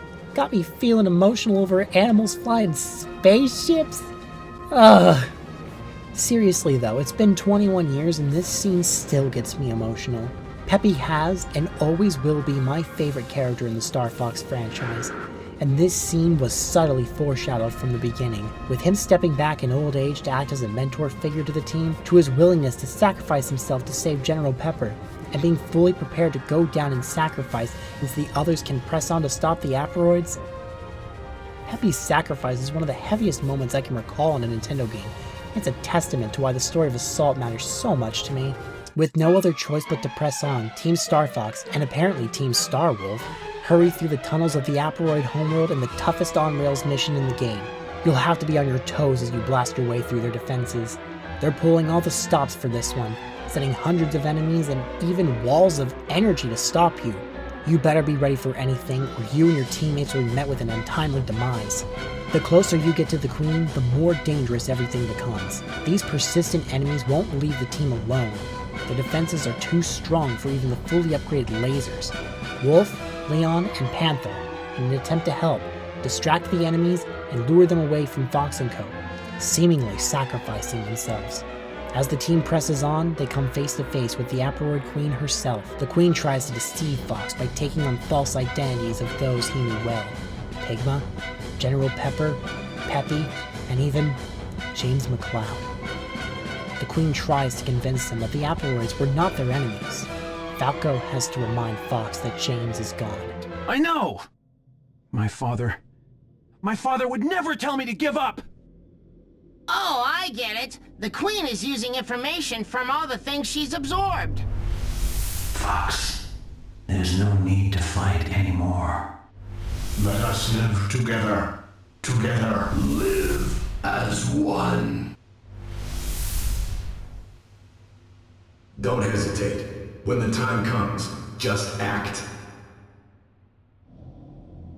Everyone, let's give the Queen her present. Star Fox team, let's go!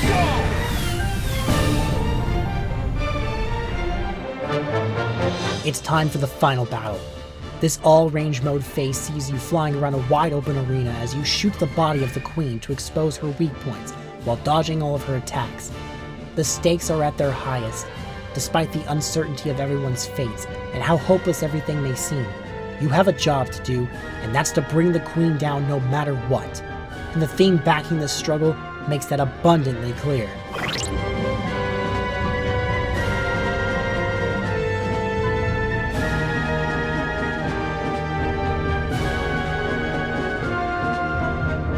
Once her health bar is depleted, Fox fires the program into the Queen, but it doesn't seem to work right away. The Queen makes a quick getaway in an attempt to make an antibody to become immune to the program. Fox and his team chase after her in a final phase of this desperate struggle, shoot down the nodes on her shielded body while dodging her tentacle attacks. Once the nodes are shot down, a tentacle with an eyeball shoots out from the core. Shoot the eye down while dodging her desperate attacks. Once that face is taken care of, the Queen transforms one last time, firing a massive laser beam that you must dodge carefully while firing at her.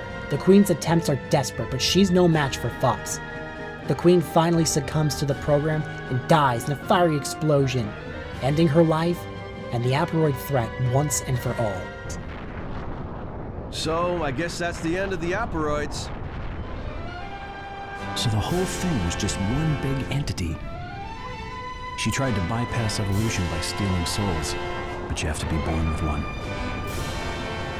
All ships, evacuate at maximum velocity. Let's go! Star Fox Assault is truly a phenomenon in the game. A beautiful continuation of the plot started by 64 and continued from Adventures. With varied gameplay that's fun, fast-paced, and snappy.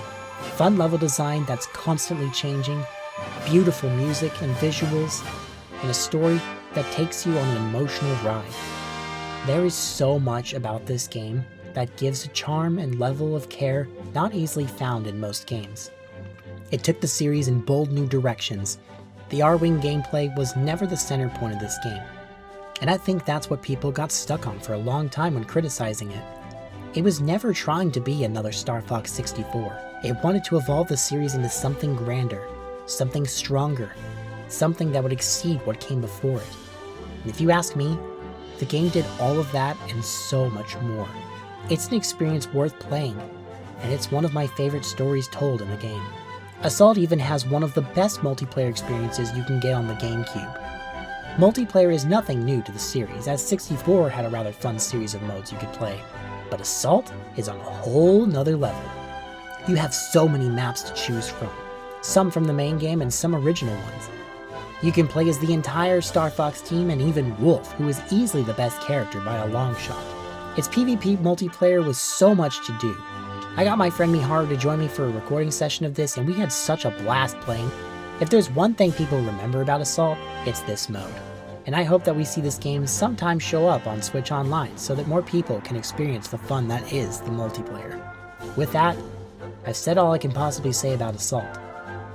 This was truly the peak of the franchise for me, and nothing before or after it came even close to topping what this game did for me. After the credits wrap up, there's one more cutscene that I will let play in its entirety here.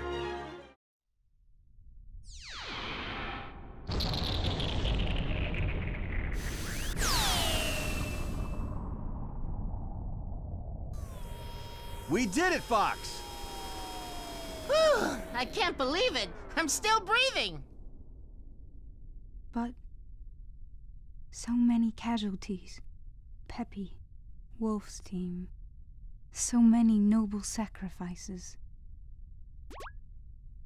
Ah! Slippy, what is it? What's that? Hey, could that be... No, it couldn't. Hey, you're all okay. Whew, that was hairy. I promise I'm really gonna retire after this. It's Peppy!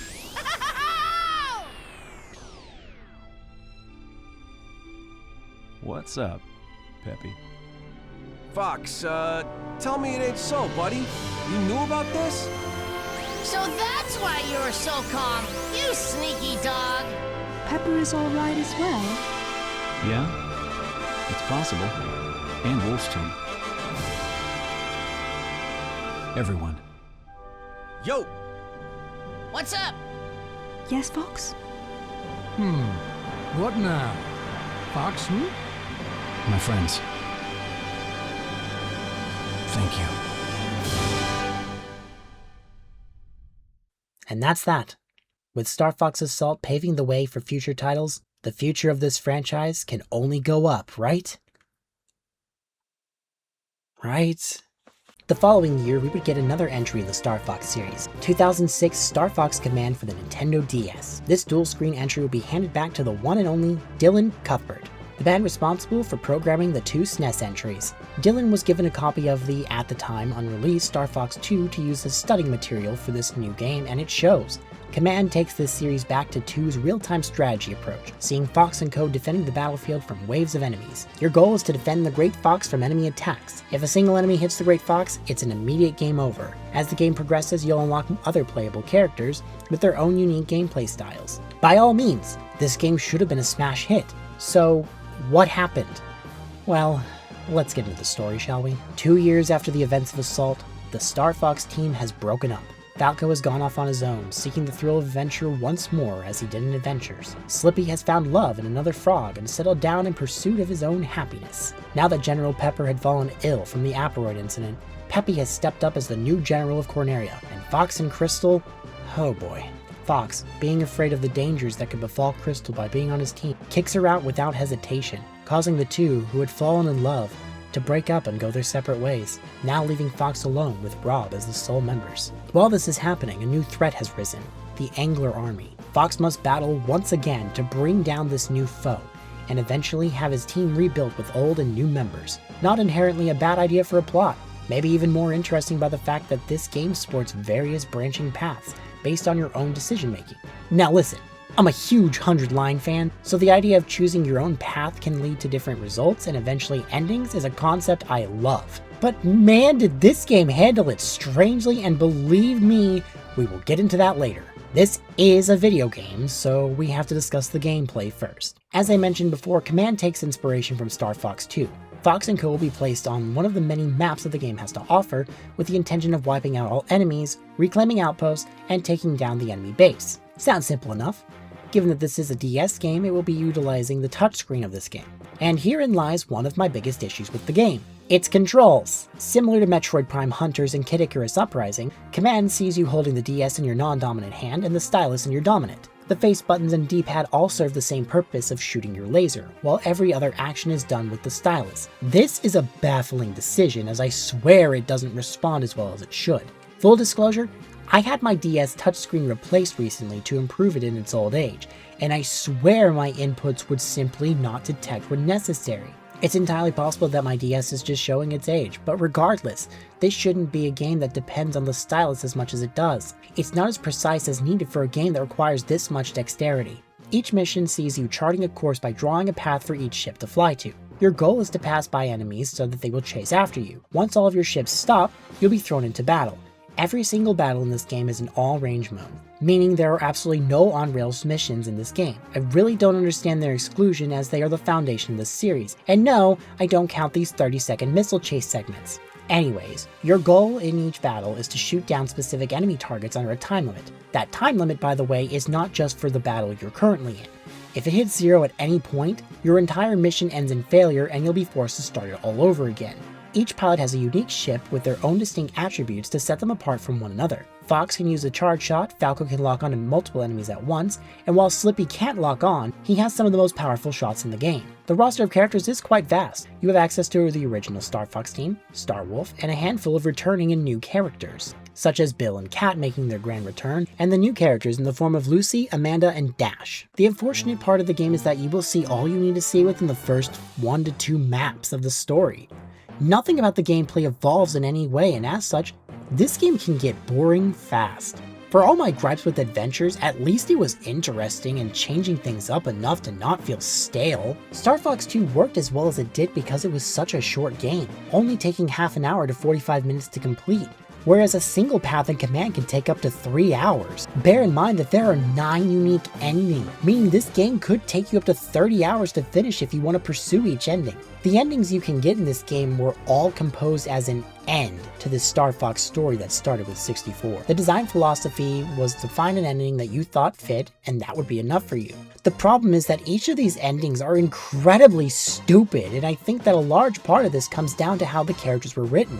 Most egregiously, Fox and Crystal. For whatever reason, Fox is a total dick throughout most of this game, acting like his adventure counterpart, but amped up even more. Crystal decided to join Star Wolf to get back at Fox for kicking her off the team.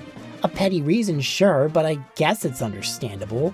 But the way these two treat each other throughout all these routes is insane to me. They're constantly fighting with one another, and in some routes, Crystal just miraculously forgives Fox during the 11th hour? That's not realistic. I understand how silly that sounds to say about a game involving animals piloting fire jets, but I digress. The first ending you receive, and the only one you can get on a first playthrough, tricks you into believing that it'll be a happy ending, only for Crystal to leave Fox to rejoin Star Wolf, leaving Fox a sobbing mess. In another ending, Crystal leaves the team to join Star Wolf again, due to the strain that was caused on her relationship with Fox. But because of this decision, the people of Corneria mock and ridicule her, causing her to leave Star Wolf and become a bounty hunter named Cursed. Fun fact, her name was Kurzoa in the Japanese version, and that's a lot cooler and fitting for her character. In another ending, Falco has to face off against the ghost of Pigma. Yeah, Pigma's a ghost, by the way. Also, Oinkiny's death was retconned. Can you see the issue with the writing yet? Anyways, because Falco was busy handling Pigma, he missed the final fight against the Angler Emperor. Feeling lost and useless, Falco doesn't know what to do with himself. He then receives a call from Kat, who looks nothing like she used to, and forms Star Falco, consisting of Falco, Kat, and newcomer Dash Bowman, the grandson of Andross. Despite what Fox has done to Andross, Dash holds no grudge against him, understanding that Andross was a bad person and wants nothing more than to see Venom thrive as a habitable planet. Which is why it's so baffling to me that in one of the endings he becomes just as much of a threat as Andross and wages war on Corneria, a path of which I never even saw the man. In another ending, Slippy and his fiancée Amanda sneak off from the war to get married remotely with Rob officiating them. And then we cut to an old Slippy recounting his glory days to one of his many grandchildren. Sure, why not? There are a couple of nothing burger endings that just serve to give everyone a happy-ish ending. The worst ending is the one where Crystal leaves Fox to join Star Wolf, and we cut to a scene of Falco consoling a depressed Fox who is sobbing and drinking his sorrows away. To move on, the two form a racing team to enter the G-Zero Grand Prix. What? A cute nod to F-Zero, but what is this? The happiest and final ending of the bunch is simply called Goodbye Fox. It's the ending where Fox and Crystal rekindle their relationship. The two of them settle down and have a son together named Marcus, who is one of the worst recolors I have ever seen. Why do his eyes look like that? And in the future, Marcus forms his own Star Fox team consisting of him, one of Slippy's sons, Peppy's granddaughter. Oh, yeah, by the way, he has a daughter named Lucy. Yeah, I talked about her briefly for a second there. Yeah, she's playable in this game too. Forgot about her, sorry. And lastly, oh my god, Falco is still there. He's that desperate to find joy in his life. Who let Unk on the team? This kind of stuff would compel me to play the game, but that would hinge entirely on if I find enjoyment in the gameplay, which I don't. I know I've been harsh on this game, and I've been beating a dead horse. This is the least liked game in the franchise for a reason. Many people, myself included, often like to ignore this game as canon and choose to accept Assault as the end of the timeline. Far more satisfying ending, much deeper narrative and characterization for everyone. Command, despite selling incredibly well, was not favored by the fans, some even going as far as to say it killed the franchise, a sentiment that almost seemed true. as it would be a long time before we saw a brand new game in the Star Fox franchise. It wouldn't be until 2011 when we got the remake of 64 that we'd see them again, but despite the damage that Command has done, 10 years after its release, we would see the team once more in a brand new game. Behind closed doors, a team was experimenting with concepts for a Star Fox game on the Nintendo Wii. Unfortunately, nothing they worked on took off, but this would not deter Miyamoto from pressing on. In 2014, on a blurred screen, he could be seen playing something on the successor of the Wii U. Fans were very quick to take notice of the familiar HUD layout, despite the blurred image. There was something Star Fox related in the works, and when 2015's E3 showcase rolled around, it would finally be shown off for the world to see. Star Fox's next entry, Star Fox Zero. This game was going to be a collaboration between Nintendo and Platinum Games, best known for their action games such as Bayonetta.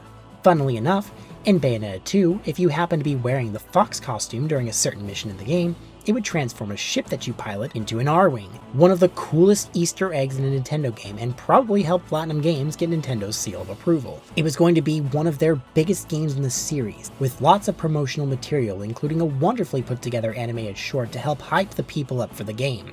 And you better believe I was one of the excited ones. I was an early adopter of the Wii U, and despite its shortcomings, I have always respected the care that went into the first-party titles for it. And to this day, Star Fox Zero remains one of my favorites on the console. The game was originally slated for a release in 2015, but got delayed to 2016 to improve the game further and give it some more polish. After all, the Wii U was approaching its end and needed something special to go out with, and Zero was one of the final first-party games the console got before the Switch released the following year. My hype was through the roof. I took the day off of work on release to go pick up my pre-ordered copy, as well as the collector's edition strategy guide. Took it home. I played it for an hour and proceeded to drop the game. Why is that? Given that Zero was released on the Wii U and was overseen by Miyamoto, the game relies heavily on the use of the Wii U's gamepad for gameplay.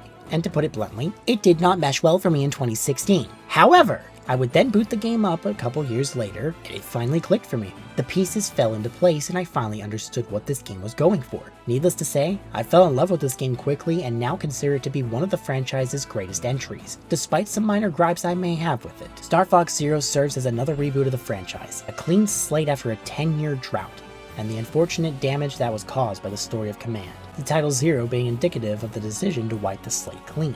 The story is essentially the same as it was in 64, the banishment of Andros, the supposed death of James McCloud with Pigma betraying them, and Fox taking up a new team of Star Fox in order to stop the war Andros has declared in the Lilat system.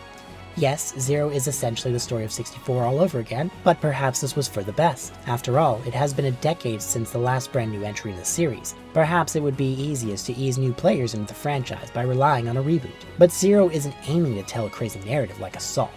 No. Zero brings us back to the days when things were far more simplistic in the franchise, a safe decision to say the least. What sets Zero apart from 64, however, is what it does with this fresh start. It's true that you'll find yourself revisiting planets you've seen before, but what they do with each planet is what sets it apart from 64.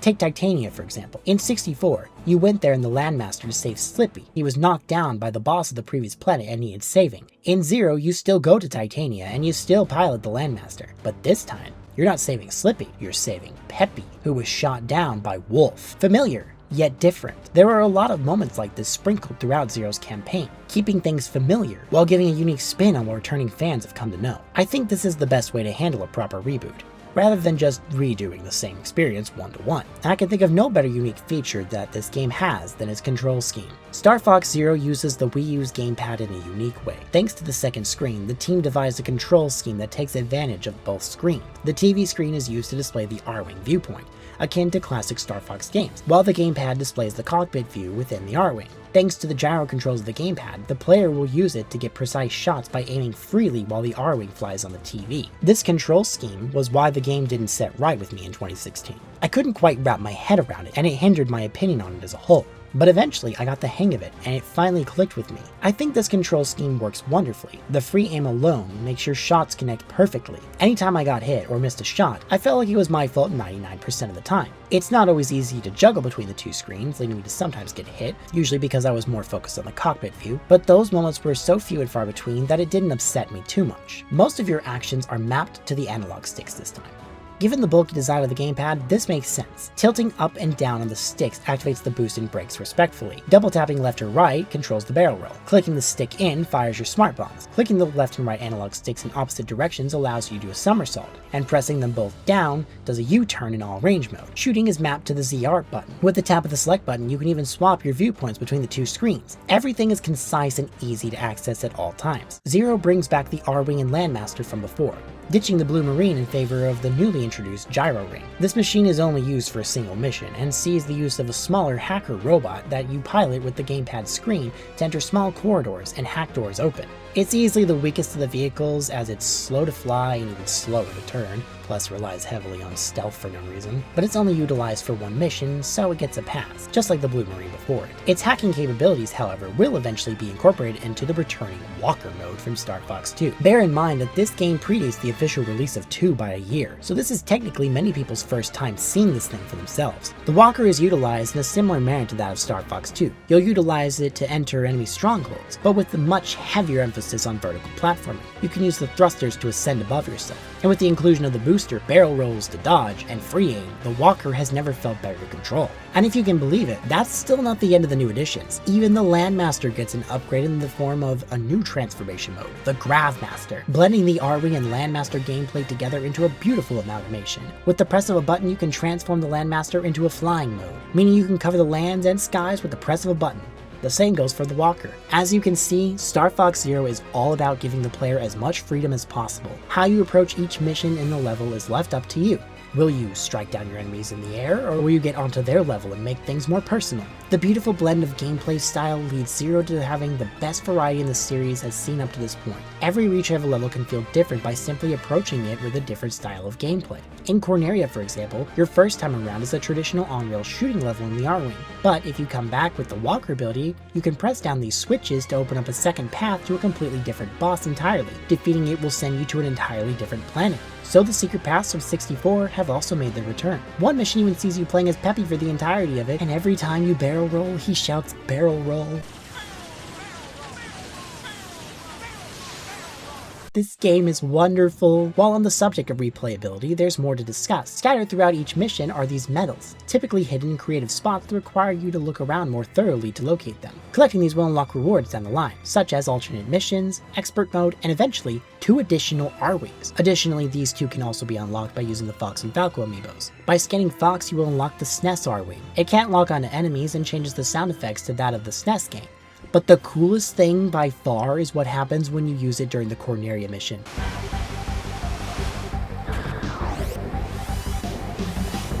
It plays the original Corneria theme from 1993. That is so freaking cool. The Falco amiibo unlocks the black and red R-Wing. Think of it as a glass cannon. It does double the damage to enemies, but also takes double damage in return. This is ideal for those who want a true challenge, and kind of serves more like an early unlock for expert mode. The soundtrack this time around was composed by a team of 6 different composers consisting of Nintendo's own, as well as Platinum Games members and Namco members. The soundtrack leans heavily into techno this time around, while still mixing in some orchestra to add more cinematic touch. Aiming for a blend of old and new tracks, the soundtrack is one of the game's strongest assets.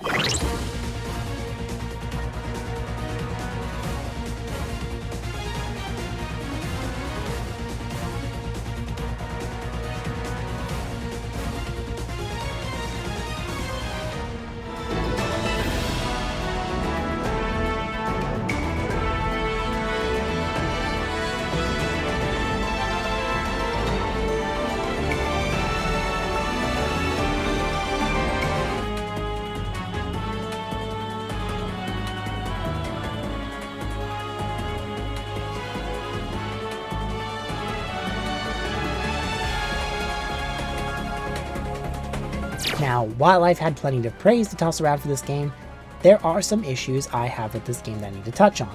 While I have sung praise to the controls, there are times when I find them failing me, most notably during boss fights. These boss fights are massive creations, needing you to take out various portions of them. This can lead to a disconnect between the 2 viewpoints, where I'll be so focused on the cockpit view that I get hit because I wasn't paying attention to the TV screen. While on that subject, I find that these boss fights drag on for far more than they have any right to. In 64 and Assault, the boss fights lasted no more than maybe 2 minutes when you knew what to do. But in Zero, Sometimes they can take up to 5 minutes, not counting the incredibly challenging final boss with Andross. It can become quite a chore to take them out, especially during the Starwolf encounters where they're flying all over the place. And my last complaint is not necessarily a full complaint, but rather a half complaint. The voice acting is wonderful, consisting of many returning voice actors from 64 and those who filled in the roles for the 3DS remake. And they all do a phenomenal job. Mike West has still got it as Fox to this day, my favorite voice for the character by far. My gripe comes from how you hear the voice acting. You would think it would play through the TV as the music and sound effects do, but no. The voice acting comes from the gamepad. This isn't inherently a bad thing, but the problem comes from the lack of an option to change it, meaning that if I want to hear everything, I have to have both the TV and gamepad volumes turned up. It can lead to my recordings sounding like this,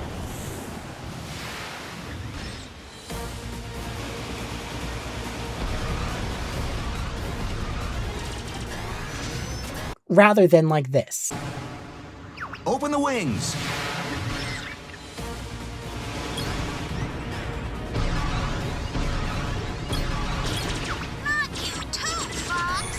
Now that I've discussed all of my praises and issues with the game, let's get to the end of it, shall we? Your second to last mission sees the team taking a shortcut to Planet Venom to bring down Andross. It's a brilliant level. The speed has been upped substantially, giving you some really fun navigation with tons of enemies to shoot down while dodging all sorts of incoming obstacles. But before you can reach Venom, it suddenly teleports away? With the planet missing, you're left to fight the first boss from Star Fox 64 with a twist before being called back to Corneria. You fly through Corneria once again, taking a new path. When you reach the central tower, Andross appears before you and attacks with a giant mech called the Gigarilla, a mech you previously hacked in another mission, before teleporting the tower away with General Pepper inside. Fox flies in after him and gets the full story from the General. Apparently, Andross was once developing teleportation devices. When he went mad with power, Pepper vanished him, the Venom, and ceased all development of the teleportation devices. However, Andross brought them back. Fox, with his resolve, gives chase to Andross on Venom.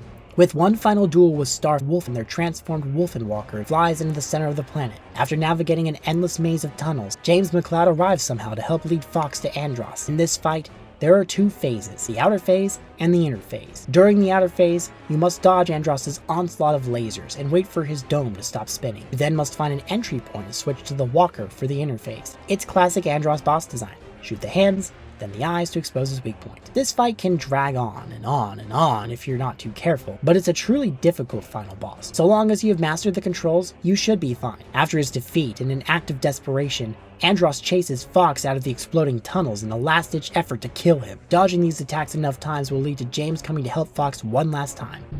You have to make it back to your friends, Fox.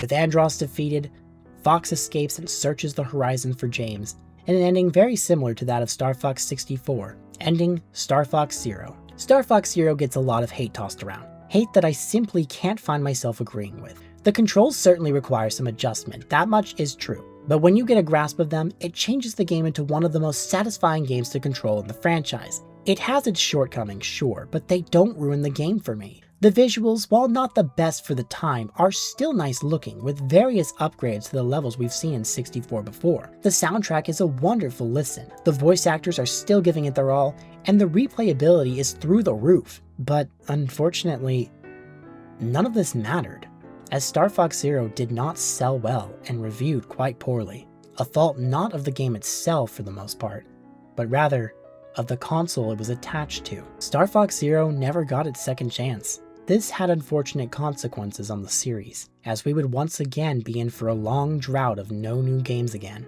outside of 2 additional pieces of media, that is. Packaged alongside all physical copies of Star Fox Zero was a second game, Star Fox Guard. I'll keep this brief. Star Fox Guard was one of Miyamoto's 3 random Wii U projects codenamed Project Guard, reskinned with Star Fox assets and included as a free extra game. Guard sees the player working as a Corneria employee, defending bases with security camera switching and shooting down enemy robots. It's tower defense meets Five Nights at Freddy's. You'll work for Slippy's Uncle Grippy. I do not like Grippy. Beltino, you will never be. I played this game for about 15 minutes and saw how repetitive it was. Easily the worst Star Fox game. Yes, even worse than Command. Moving on. You remember the Toys to Life genre of games? Games that utilize toys that could be scanned into games? I adored this concept during its heyday. Skylanders, Disney Infinity, LEGO Dimensions, and even Amiibo in some capacity, which is still kicking to this day. One of the more interesting ideas, and the last one we ever got, was 2018's Starlink, Battle for Atlas. Now, normally I wouldn't give a game like this the time of day in a video like this, but a noteworthy addition this game had exclusively for the Nintendo Switch release was the inclusion of Fox McCloud as a playable character. In the Switch version, you get a minifigure of Fox as well as an R-Wing replica. That alone was enough to sell me on this game in 2018. I bought it day one and still have my figures to this day. What I learned rather quickly was that Starlink is actually a really fun game. So fun in fact that I wound up buying all the figures and the eventual DLC. The DLC is rather cool because it allows you to play as Falco, Peppy, and Slippy and take on unique missions against Team Starwolf. But even in the base game, you can play the entire campaign as Fox and his R-Wing, and it even has cutscenes featuring the team interacting with the main characters of the game. Atlas is essentially an open-world all-range mode game for Star Fox. It's a blast to play, and well worth the time and money to play. Given that it was developed by Ubisoft, the game often goes on sale for dirt cheap. And the coolest part? The Toys to Life design is completely optional. If you buy the game digitally, you still have access to all of the characters, ships, weapons, and more digitally, provided if you buy them, of course. This concept was such a great fit for the Star Fox franchise, and it's an unfortunate shame that this would be all we would hear from the franchise for a very long time. But where does that leave us? Since 2018, we had nothing going on with the series outside of Fox, Falco, and Wolf's consistent appearances in the Smash Bros. Games. Well, as if answering the prayers of many, 2026 would be the year that we Star Fox fans would finally win. Fox made his grand return in the Super Mario Galaxy movie, an inclusion that had me grinning from ear to ear and gave me hope that his inclusion would lead to a brand new entry in the series. Well, just a short month later, that too would come true as we got the announcement of Star Fox. Yeah, just Star Fox. Another reboot in the form of a remake of 64. Again. Initially, this seemed strange, but then I realized that this must be Nintendo's way of getting new players familiar with the franchise while they work on a brand new entry to follow up on this remake. And at the time of this video going live, today is the day this game has come out. I'll be playing it from start to finish repeatedly until I see all it has to offer. If there is anything to learn from this video, it's that the Star Fox franchise has had many ups and downs, but despite this, and despite the many droughts that we have faced, it is a persistent series that will never truly stay dead. So long as people like myself continue to show support, we will never see it die. And each game in this series has a unique thing to offer.